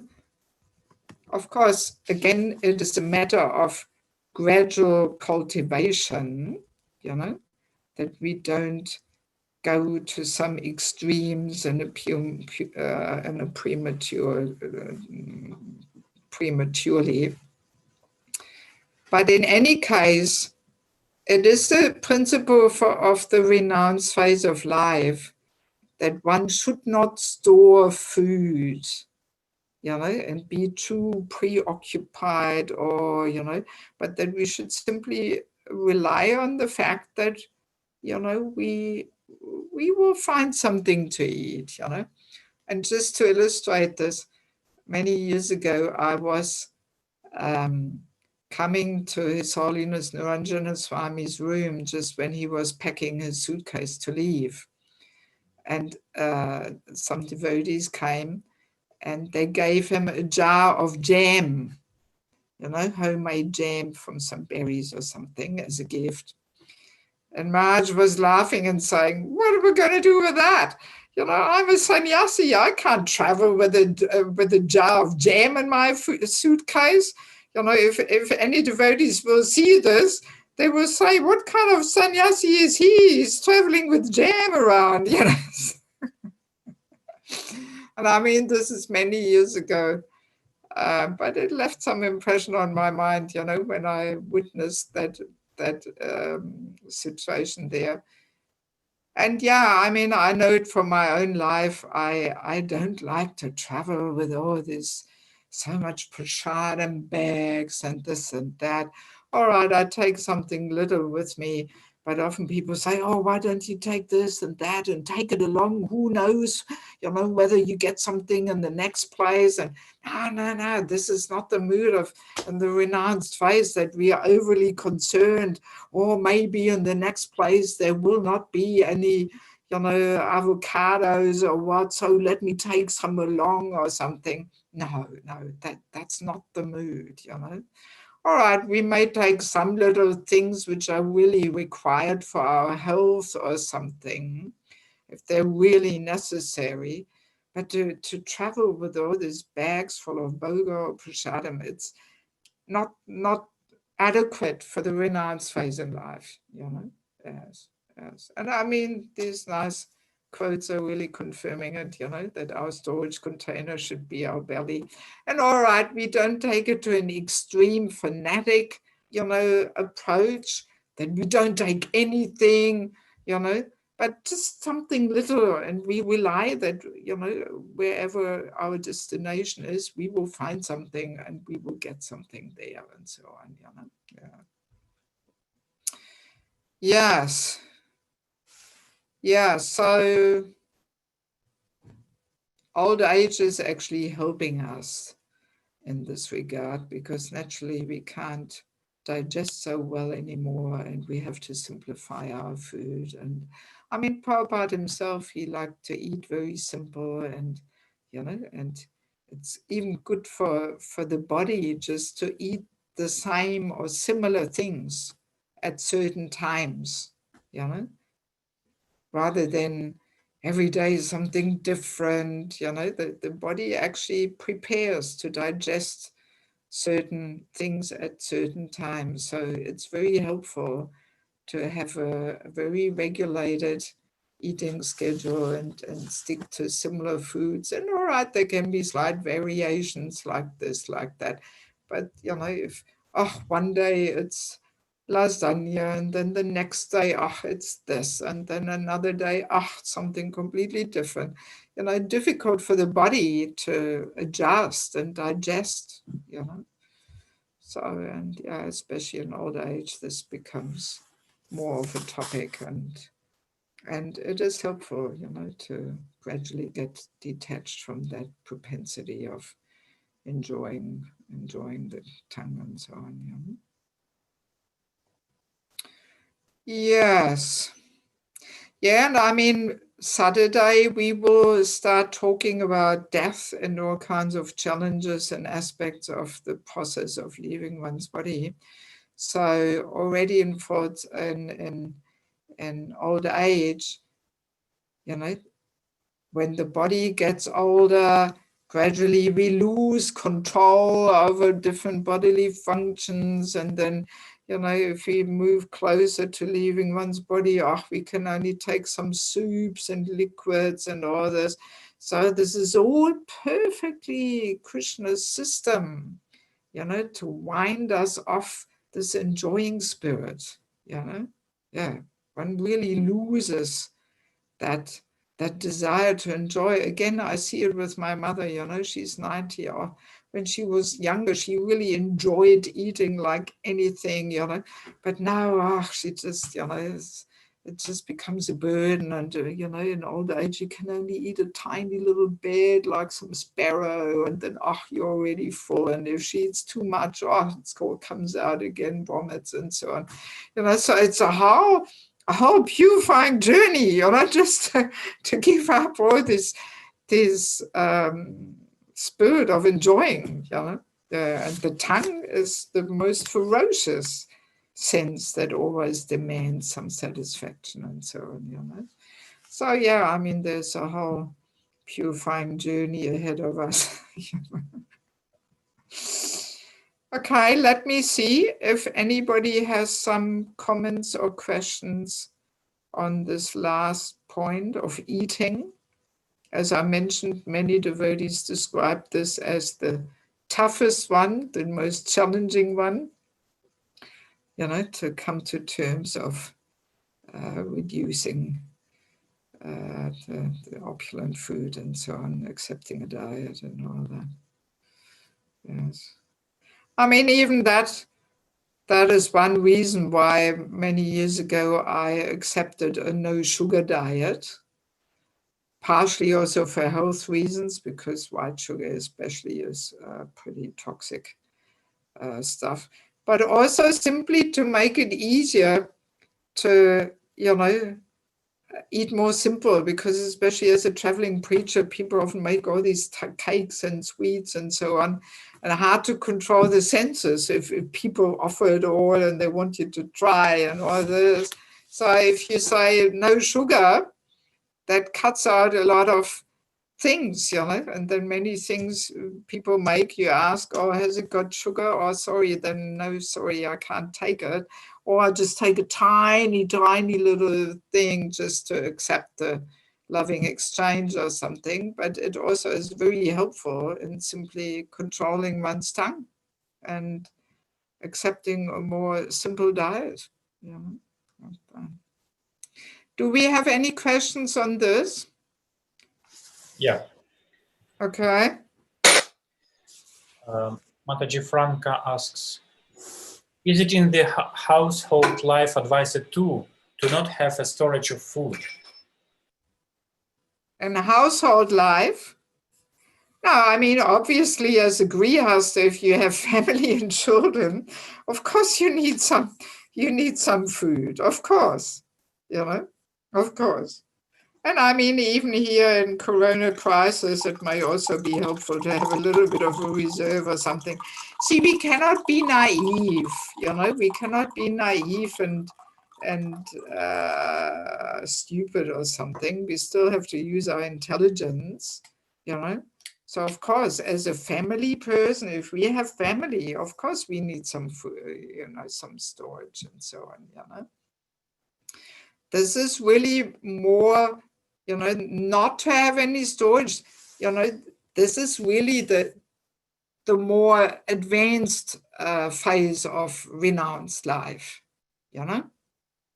Yes. So, I mean, the beginning phase is just to simplify our eating. That's the beginning. But we don't start cultivating that aspect by just saying, okay, I'm just not keeping anything in my house anymore. You know? That would not be appropriate, you know? Yes. So we simplify our eating. We don't make such big endeavors to make it all sumptuous and so on, but we keep it simple. That's the whole idea. And then later, when we really move around, this instruction is more for Vanaprasthas who are actually moving, that they should not have the suitcase full of foodstuffs, That's the point. But if you travel and preach, you have that faith that you will find something to eat, and somehow Krishna will make the arrangement in the next place where you go, and no need to carry a whole bag of your favorite foods with you or something, right? That's the instruction. So please don't misunderstand it. Don't throw out all your food reserves there in your house or something. No, not like that. We just simplify the eating, and we don't make it the main and foremost source of pleasure and satisfaction. And we don't eat more than required. We watch a little bit that we don't become overweight. People often think I don't have that problem, I'm skinny, but no, I also put on weight very quickly, and I do watch over it a little bit, yes. Yeah, because also when, you feel lighter when you are more thin. And when you put on more weight, then you feel more plump and, heavy and, so it's even good for the health to actually be more on the thinner side, for the joints, the heart, the lungs, for everything. It's good to not be overweight, like that. Anything else? Because I still have one little thing I would like to present before time is up, and oh my God, we have only 10 more minutes. So, may I ask? There are questions. Can we just maybe, just to complete the session, can I just quickly, continue the last bit here, the topic of disease and attitude to medical treatments. And whoever wants to stay on after 10, 15 minutes, we can have question time, and whoever wants to stay on can stay on. Can we do like that? Just so we manage to finish, and then whoever wants to leave, they can go. Okay, let me quickly present this topic on disease and attitude to medical treatments. Of course, this may also be a rather involved topic, but where one can spend more time discussing. But let us understand, that the attitude of a devotee and a non-devotee towards medical treatments and disease is actually very different, very different, because the non-devotee is so attached to the body, and the whole idea of having to leave one's body is the most horrifying and unwanted thought, and therefore by hook or by crook we try and stay here as long as possible, but for a devotee has a very different attitude to disease and ultimately also death. We will talk about that on Saturday. Yeah, because a devotee understands, okay, body is just a vehicle, sooner or later it will become useless. So, and let me see, is this body still useful to continue in my service and so I can become more purified in this life? Or is it simply becoming more and more useless? And maybe no use to try and fix it, similarly like a car. When we have a car, we also look, so is it worthwhile? Is it still useful?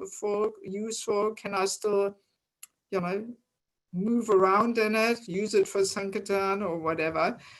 oh, if this breaks down, that breaks down, the other thing breaks down. So then we come to the point where we say, no use, let's get rid of the bomb. It's just no use to invest time and energy and money into fixing it, you know. So similar thing is also there towards medical treatments, you know. And we have to clearly observe that modern medical science has become almost inhuman. And this is there because of this ignorance of the soul, you know, being eternal and simply moving on from one useless body to the next body, you know. So because of this ignorance, the medical science has become so inhuman that people don't allow people to die, you know, by hook or by crook. They all kept alive with so many machines. And, you know, there's stories where people are, you know, for years in coma, but still they're kept on the machines, you know, and so on. I mean, this is completely madness, actually, from a spiritual point of view, you know. So, of course, it is our duty to avoid untimely death. You know, Krishna is giving us this body so we can use it in his service and use it to become purified. So it is our duty to maintain the body and be responsible. But then, yeah, when we come to the point where the body becomes useless, then there's no use to artificially try and prolong life, you know, by doing all kinds of life extending measures and so on, you know. So then if we really want to stay in this material world, all right, then better to get a new body, you know, which is more useful rather than clinging onto some useless body. What for, you know? So yes, I mean, that's why it is also advisable, you know, to think about these things, especially when we become a little older. And just a few months ago, I made such a living will, you know, and I gave the power of attorney to one devotee who I know pretty well. And I made a paper, you know, to determine, so I don't want life extending measures, and by as far as possible, I don't want to be hospitalized, and I don't want this, and I don't want that, and so on. I mean, in these days, one has to actually legally formulate this, because especially here in the Western world, it's like that the doctors, it's their duty, you know, yeah, they want to cover their backs, so nobody can accuse them of being neglectful and not doing everything to keep a person alive. So that's why they do all these things, you know, unless you really make a paper, a legal document that you don't want these things, you know. Yeah, so it's advisable to think about these things and make a legal document. I mean, here in Samachalam, we have one devotee, he is a surgeon. He works as a surgeon in the hospital, and he is specialized in traumatology. So he often has to go to accidents and so on. And he said to me, you know, that if there's no paper like this, then automatically they're hooked on to all the different machines, you know, automatically it goes like that. So unless you make a paper that you don't want these things, yeah, then you're hooked on, and nobody will switch off the machines and so on, you know. So yes, as devotees, you know, we are even more clear in all these things because we have this spiritual knowledge that the soul simply leaves this old and useless body and moves to the next existence. So why engaging in all these, you know, life extending measures there, you know? And I mean, one thing, you know, probably some of you know, I had already cancer 2 times, so I've had this experience already to stand a little closer to the edge and so on. And yeah, I mean, these times were always both times were actually the best phases of my Krishna consciousness, which gave me so much realizations, and they're very valuable, and I would never ever want to miss them. And I, also have had the opportunity to accompany a few people in this last phase of life. And it's very clear that, for example, let's imagine we are diagnosed with a terminal disease, 4th stage of cancer or something. Then very often we can observe that the medical treatments people take, actually the purpose of these medical treatments is actually to smash our hopes that we will recover. And the purpose is to help us to come to the point where we actually accept death. That's actually the hardest part in leaving one's body, to accept the fact that so now it looks like I have to go. No way out. So, and very often, the treatments people do, even though there is actually no hope anymore, is simply, helping us to come to this point where our hopes for recovery are smashed and we realize, okay, looks like this is it. Yes, I've, seen examples where for others it was very clear that yes, this the person will not recover. But for that person, it was difficult to accept. And no, I will fight. I want to try everything. So, and then the person goes from this treatment to another treatment, until they realize, well, nothing helps. It's I'm in the final stages here, and I have to come to terms with that. So that's why sometimes, it's a very individual thing how we, how we deal with health crisis and heavy diseases and so on. It's a very individual thing, and we have to, if we accompany devotees in this journey, we have to allow them to make their choice. We can't impose our ways of dealing with certain health crisis. We can't impose that on others and so on. So if they want to do the treatments, and if they need, this journey, to ultimately frustrate this hope of being cured, if they require that, then we have to support and we allow them, But then again, I'm often thinking, we can save ourselves a lot of suffering and so on if we just, from a more Krishna conscious point of view, we can just more easily accept the fact and just get ready to leave, rather than becoming, cancer conscious or chemotherapy conscious, or that, if it is the last stage, then, maybe one can also leave without having to go through all these painful and torturing, treatments and so on, But ultimately, we should actually be prepared to leave one's body at any time, and when, or at the latest, when really some clear warnings are coming, So sometimes people ask me, well, why did you do then treatments? Yeah, well, my 2 cancer stories were 1st stage, tiny little tumor.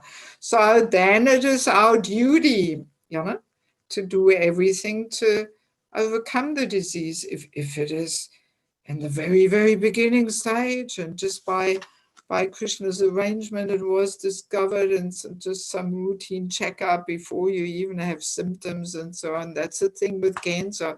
If you have symptoms, you can feel it, then it's usually too late, you know. So in my stories, it was like that, that I had no clue that I had cancer. It was just discovered in some routine checkup. So obviously it was Krishna's arrangement, and it was then my duty to, try and treat it, you know. Yes. But also interesting, I mean, I had my, my 2 cancer surgeries I had at Bhaktivedanta Hospital in Mumbai, and 1 chemo I also did in South India in Bangalore. And yeah, interestingly, you know, the doctors, like doctors in India, for example, they often say, if the Lord desires, you know, if the Lord desires, yes, then hopefully, you know, you will get better and this and that, you know. So, but here in the Western world, you would never hear that, you know. If the Lord desires, no doctor will tell you that in Germany or something, you know. They all have this mood, oh, it's in our control, and it's only a question of time until we can conquer death and you know. So yeah, for a doctor here in the Western world, it's like the ultimate defeat if a person leaves their body or something. But yeah, in those countries where there is still more religious and spiritual life and practice there, and people have different values and so on there, people still more easily understand that ultimately it is all in the Lord's hands and it is not in our control. And how is the saying going, the Bengali saying?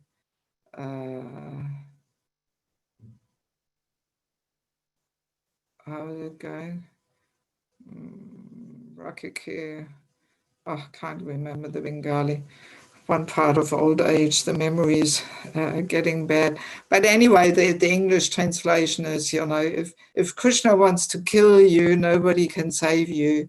And if Krishna wants to save you, nobody can kill you. So, yeah, obviously it is up to Krishna, and yeah, so it's not in the doctor's hands and so on. And then, you know, in India, Bangladesh, the doctors still have that understanding and mood like that, you know. Yeah, so ultimately we can say, you know, old age and disease, it's Krishna's arrangement to smash our hopes and aspirations to be happy in this world, you know. Oh yeah, here, Mara Krishna, Rakake, Raka Krishna, Marake. Okay, thank you. Yes, that's the one I was looking for. Yeah, so this old age and disease, you know, is really Krishna's perfect arrangement to help us to smash these hopes and aspirations to live happily in this world. So we really realize, I want to get out of here and I don't want to come back, and let me just go back home, back to Godhead, you know. So this is, this intense purification we receive there in old age and disease. We have a couple of little quotes here to conclude. One from 3rd Canto, 25th chapter, verse 39 and 40. Thus the devotee who worships me, the all-pervading Lord of the universe, in unflinching devotional service, gives up all aspirations to be promoted to heavenly planets or to become happy in this world with wealth, children, cattle, home, or anything in relationship with the body. I take him to the other side of birth and death. So that's ultimately the goal of this whole old age disease phase, you know, to really give up these aspirations to either go to the heavenly planets or to be happy here in this world with, you know, all our paraphernalia, home, cattle, children, wealth, and house, and so on, you know. And then a funny little quote from Mukunda Mala Stotra, verse 37, purport. One can see enlightenment among the elderly at pilgrimage sites in India, especially in Vrindavan. There one sees many old people visiting temples with intense devotion early in the morning. Hundreds of old people walk in the circumambulation parikrama path, despite physical debilities. Some are bent nearly double. Yeah, sometimes in Vrindavan you see these, elderly ladies completely bent, there's almost a 90 degrees angle there in the hips, completely bent. Someone might criticize that these people are not being provided with a Western medical treatment that could add a few years to their lives or ease their pain. But the sincere Babajis and widows of Vrindavan, who somehow make their way every morning to see Krishna in the temples and who call out Jai Radhe, are actually fortunate and most intelligent. They are taking the Krishna Rasayan, the elixir that will grant them eternal life in Krishna's spiritual abode. The Vedic Shastras recommend that one drink this elixir from the beginning of life, but even if one neglects to do so earlier, one should by all means drink it during the waning days of life, and thus cure the disease of repeated birth and death. So I thought this was a very nice quote, because yes, from mundane vision, people may feel sorry, these poor people, we should give them some surgeries and hip replacements and so that they can live longer and with less pain and but actually they're more intelligent, because they use all these signs of old age as a strong warning to really take shelter of the Lord in the holy Dham. And they eagerly go on parikrama in the mornings and they drink the real medicine, the real elixir, which cures them from repeated birth and death, Very nice. Okay, sorry that we are going a little over time. So let me see what kind of questions you have. Now the main presentation time is over and I will not introduce any new points.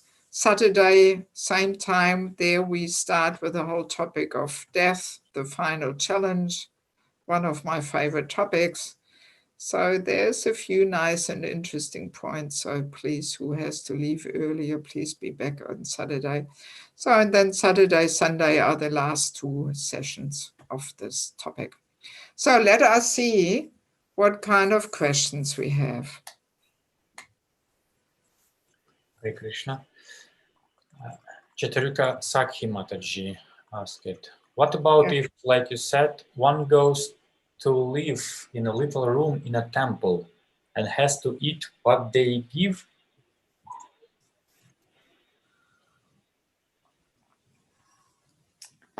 You mean you have to eat what the temple provides, temple prasadam, or what do you mean?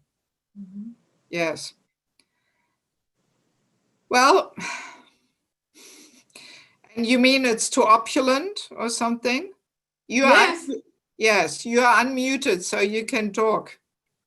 Yes, I mean, we have to eat what they give to everybody, which is very opulent, at least here in my temple. Yeah, I mean, I encountered this too, that in most temples, I actually cannot eat the temple prasadam. And I'm not the only one. Anybody over 50, 60, they usually struggle. So it means maybe, the temples have to adjust more and actually also accommodate elderly devotees, especially if they're dependent on the temple, if they live in a little room like you do. And then, yeah, that there should be, some simple prasadam for the elderly. I mean, this is why this whole education is so important, you know, that devotees know what is the mood of the Vanaprastha stage of life, and you know, how can we support devotees in this and cater for their needs in that phase of life and help them, you know, to cultivate the required moods, you know.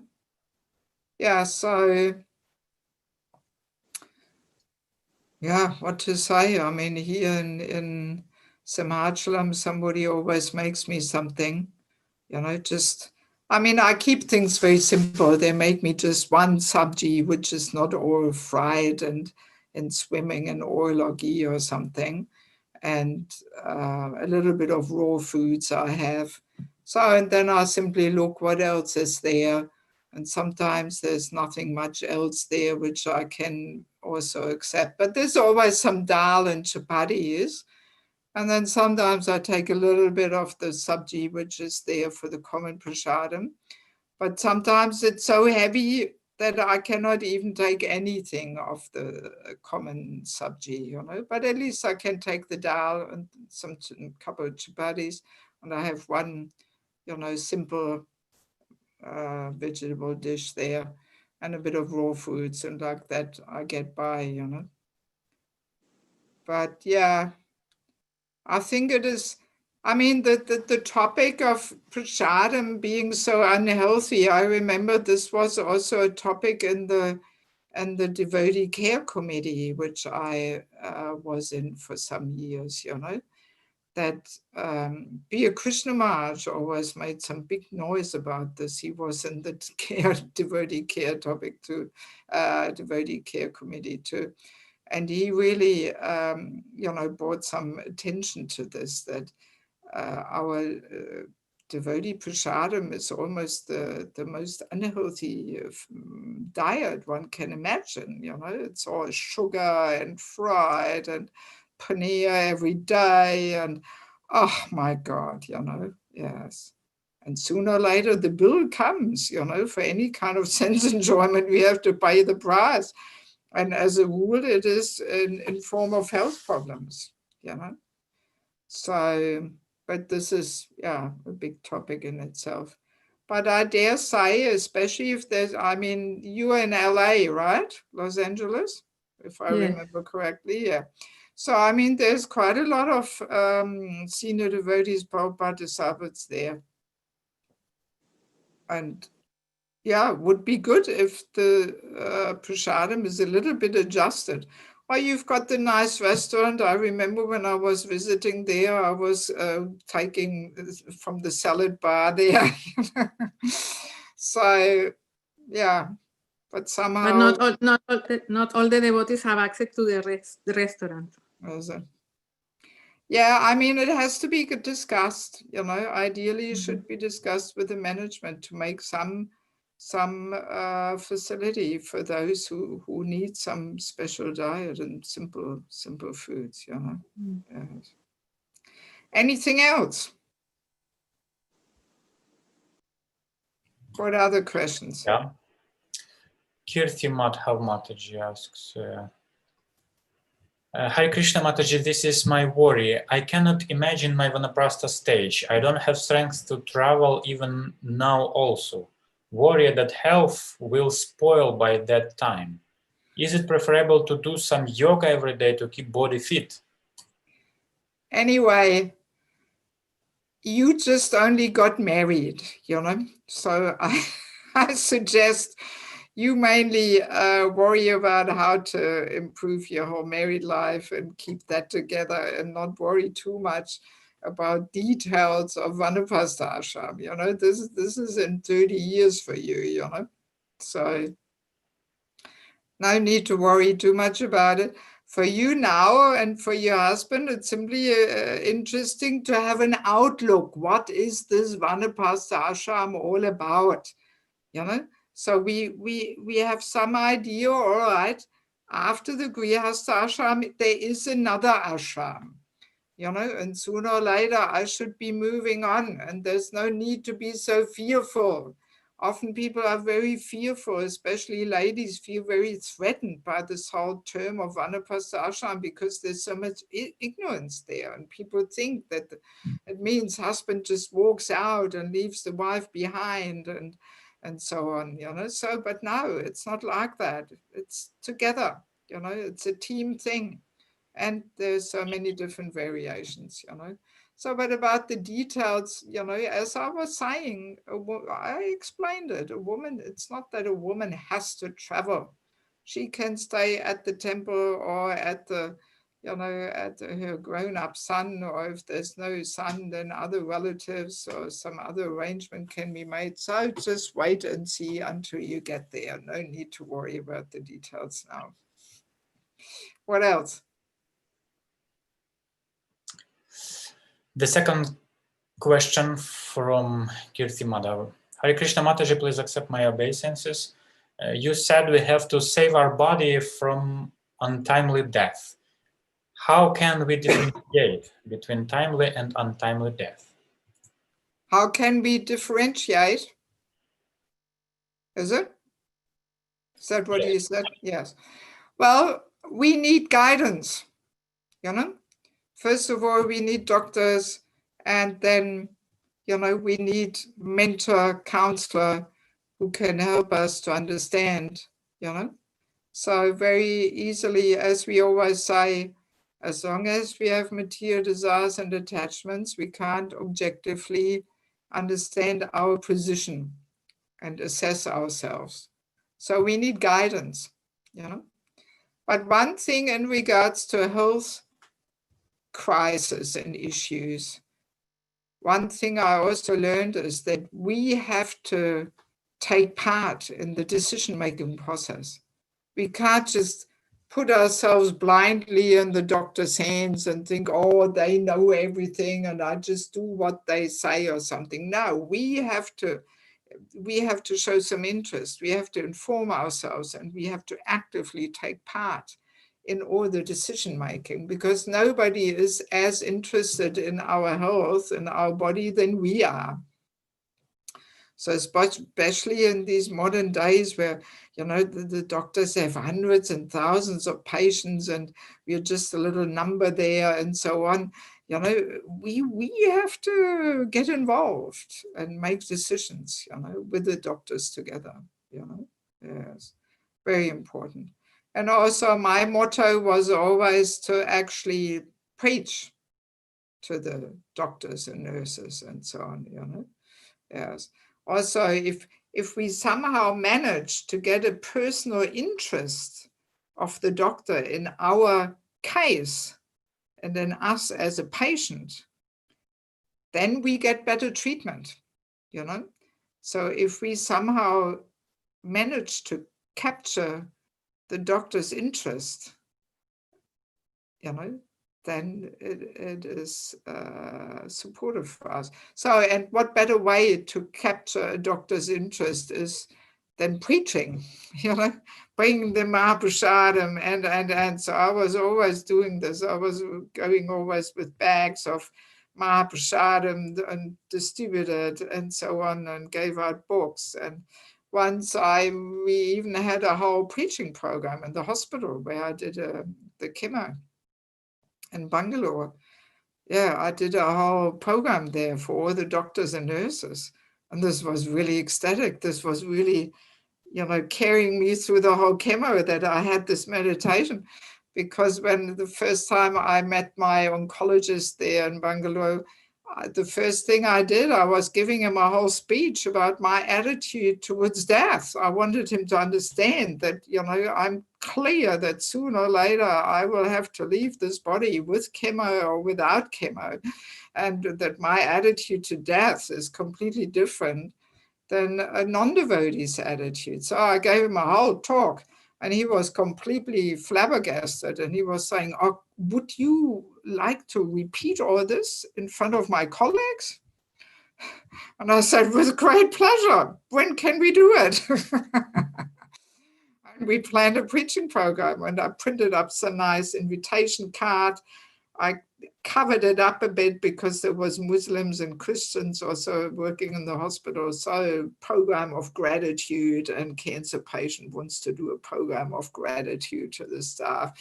And I went through the whole hospital and inviting all the staff, giving them all an invitation. And yeah, and over 100 people came together, you know, they were all curious. And the devotees, the local devotees were helping me, and we had books there and prasadam, and it was a whole thing. The whole hospital was talking about it, you know. So yeah, I mean, one can use these opportunities very nicely for preaching, you know. Yes, yes. So, and then naturally, you know, yeah, a doctor will give more attention and quality time to a patient if he's somehow making himself in some way a little dear to the doctor or something, you know, by preaching and distributing prasadam and all that. Yeah. But yeah, but one has to take part in the whole decision-making process, you know. Yes. What else do we have? We have a quote from Srila Prabhupada about the topic, a little sentence from Irina Minkina. Okay. The more you can reduce your sleep and eating, you keep good health, especially for spiritual purposes. But not artificially, But when you advance naturally, you'll not feel, just like Raghunatha Dasa Goswami. Yes. The next from Blaj Mihelic. Is there any sample of such legal document that you composed? Say it again. Legal document. Is there any sample of such legal document? Legal document, this living will. Yeah, I mean, you can find it on internet. Yeah, you have to search a little bit. But here, this devotee who is a surgeon here in Simachalam, he printed it out for me, and I filled it all in English and German language and so on, you know, so it's there. You can either do it at a notar, you know, with proper stamp, and you have to pay money, but you can also just download it and have somebody, some witness who witnesses that you filled this in and so on, you know, so it can be done, you know. Mataji Satya wanted to ask something. Yes.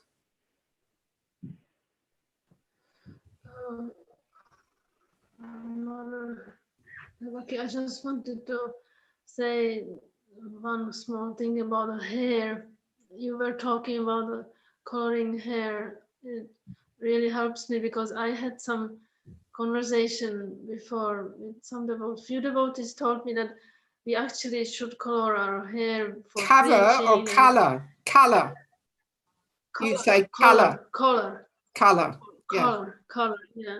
And I was even taught when we have children and we get gray hair, it's not good for the children to see us as old mother. So I was confused completely, but I still decided because I used to color my hair, but I found it such a waste of time. I just couldn't continue. So I completely decided I'm not going to do it anymore. And so I thank you for what you said today. It really helps me because it makes sense to me completely. Yeah, I mean, really, it's just, it increases bodily platform and bodily identification, our attachment to the body.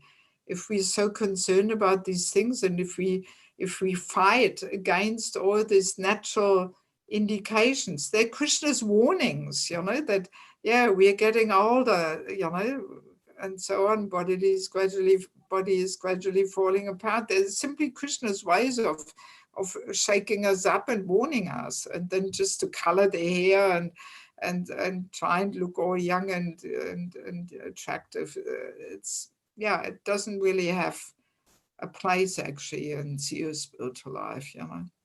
I mean, very often I also see that you know, devotees are 60, 65, 70, and still they're all glittering and shiny saris and makeup and decorations. And but this really, it's inappropriate in spiritual practice, you know. And this is also going on even in India now, you know, because India is becoming so westernized and there I have also mentioned these things, and then people always say, but it's for preaching, we have to look attractive for preaching.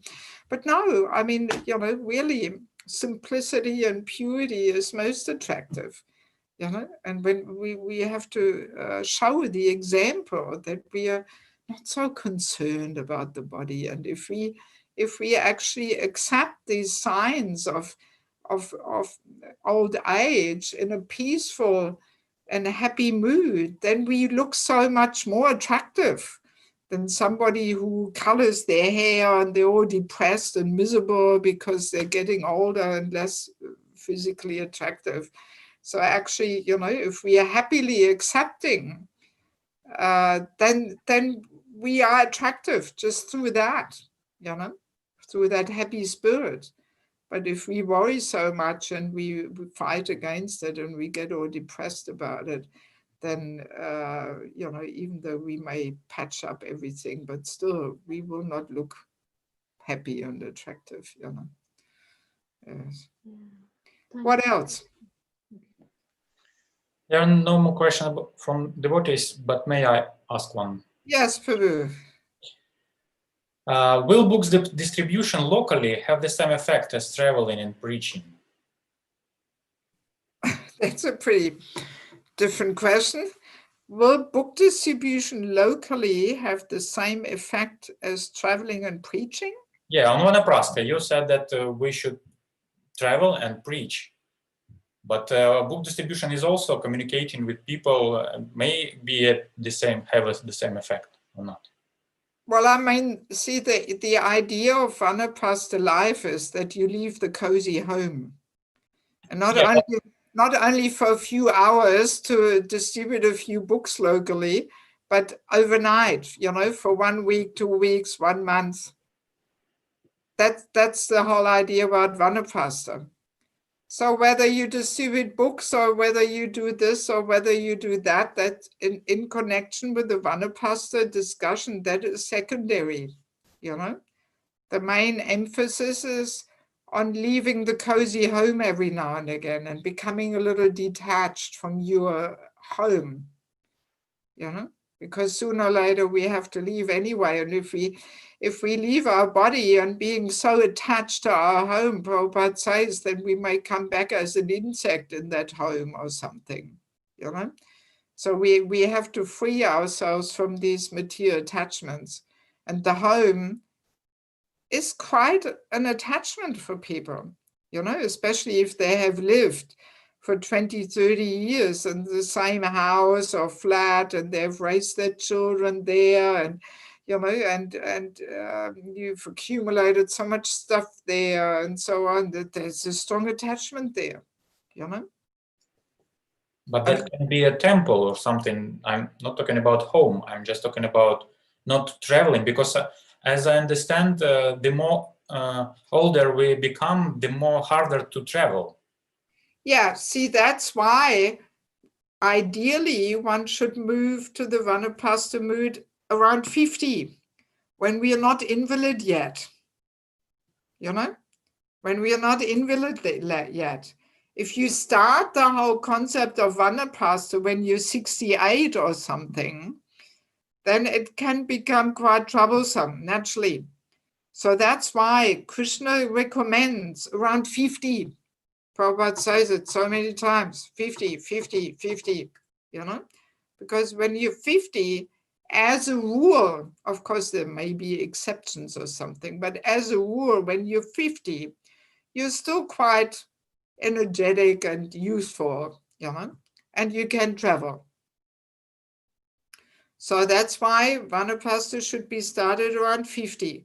And then when you get, you know, older, or when a Vanaprastha gets older, so then he will retire somewhere, you know, yeah, in the holy dham or in the temple or something, like that, Yes, but, first we have to loosen that attachment by moving a bit, And I mean, again, even for men, it's not that they constantly have to travel, but it simply means you give up, you leave your cozy home.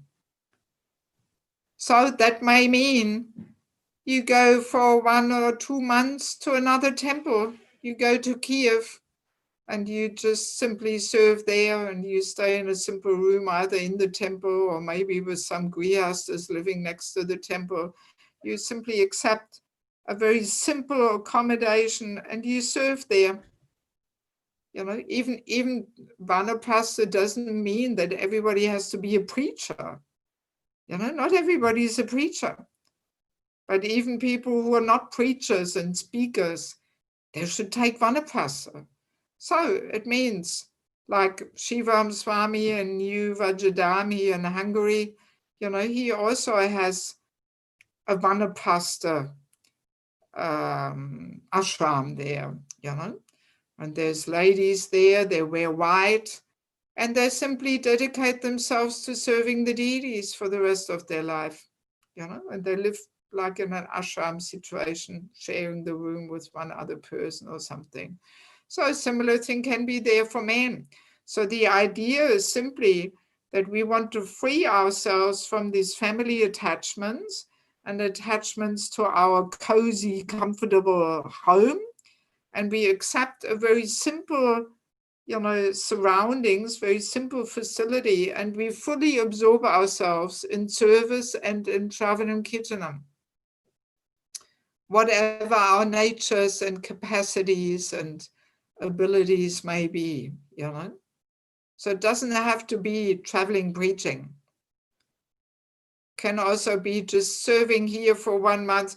I mean, every temple in ISKCON is happy if somebody comes and serves and is satisfied with the bare necessities.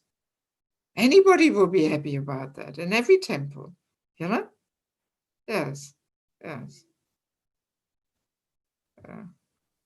Or people go to India, they have some program, 6 months in India during the winter period, for Europeans, this is very suitable program, October you go to India and in March you come back, 6 months in India, and you can just live in India, Vrindavan or Mayapur, absorb yourself, visit holy places, go to the morning program, do some seva there.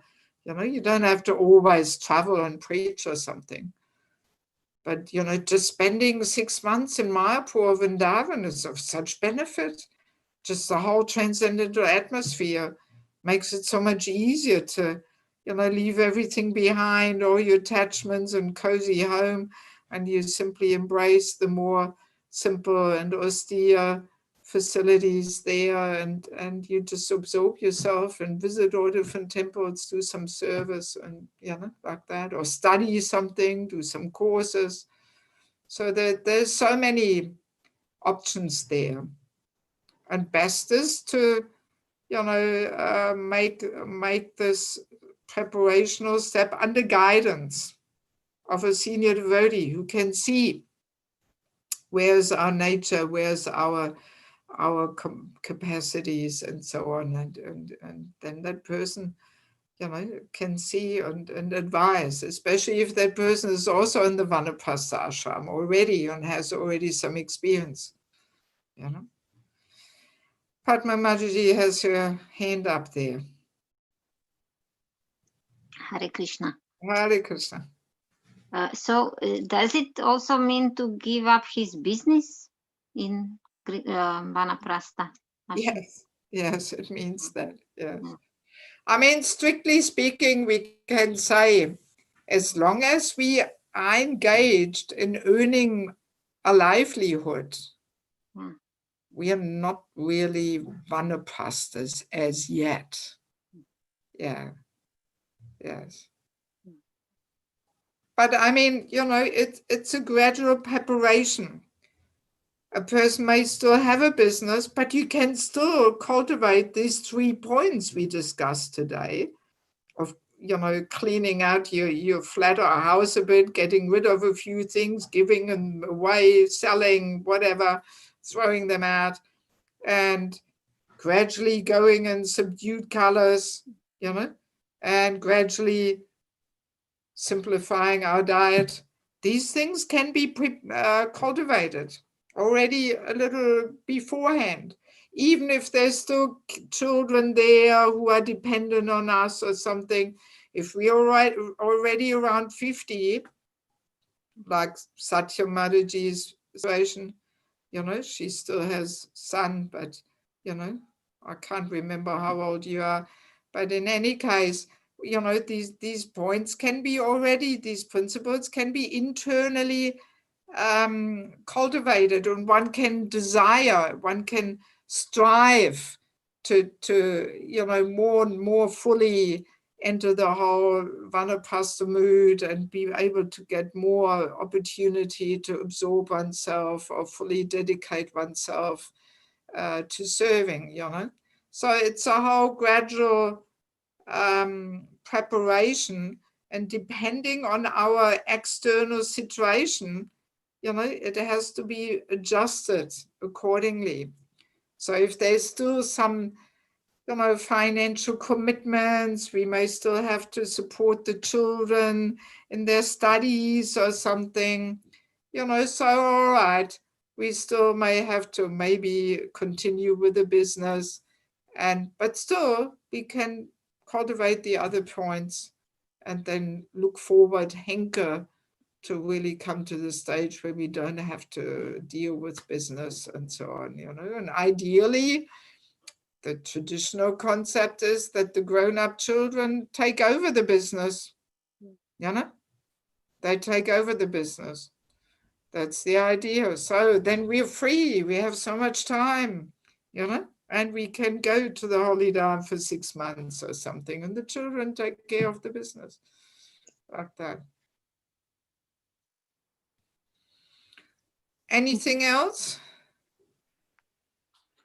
For me, no. I mean, in chat, there is nothing. There's nothing. Satya Mataji, they were writing something. No, not for us. Then we are done. All right. Well, then thank you very much for once again joining us here. And Saturday, is an interesting session where we talk more deeply about different aspects of leaving one's body and so on, So Saturday, Sunday is the last 2 sessions for this topic. And I'm already planning maybe in January 9th of January is a Saturday, as far as I believe.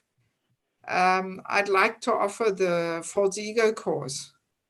The false ego, our constant companion and troublemaker. I think that's a pretty good topic too.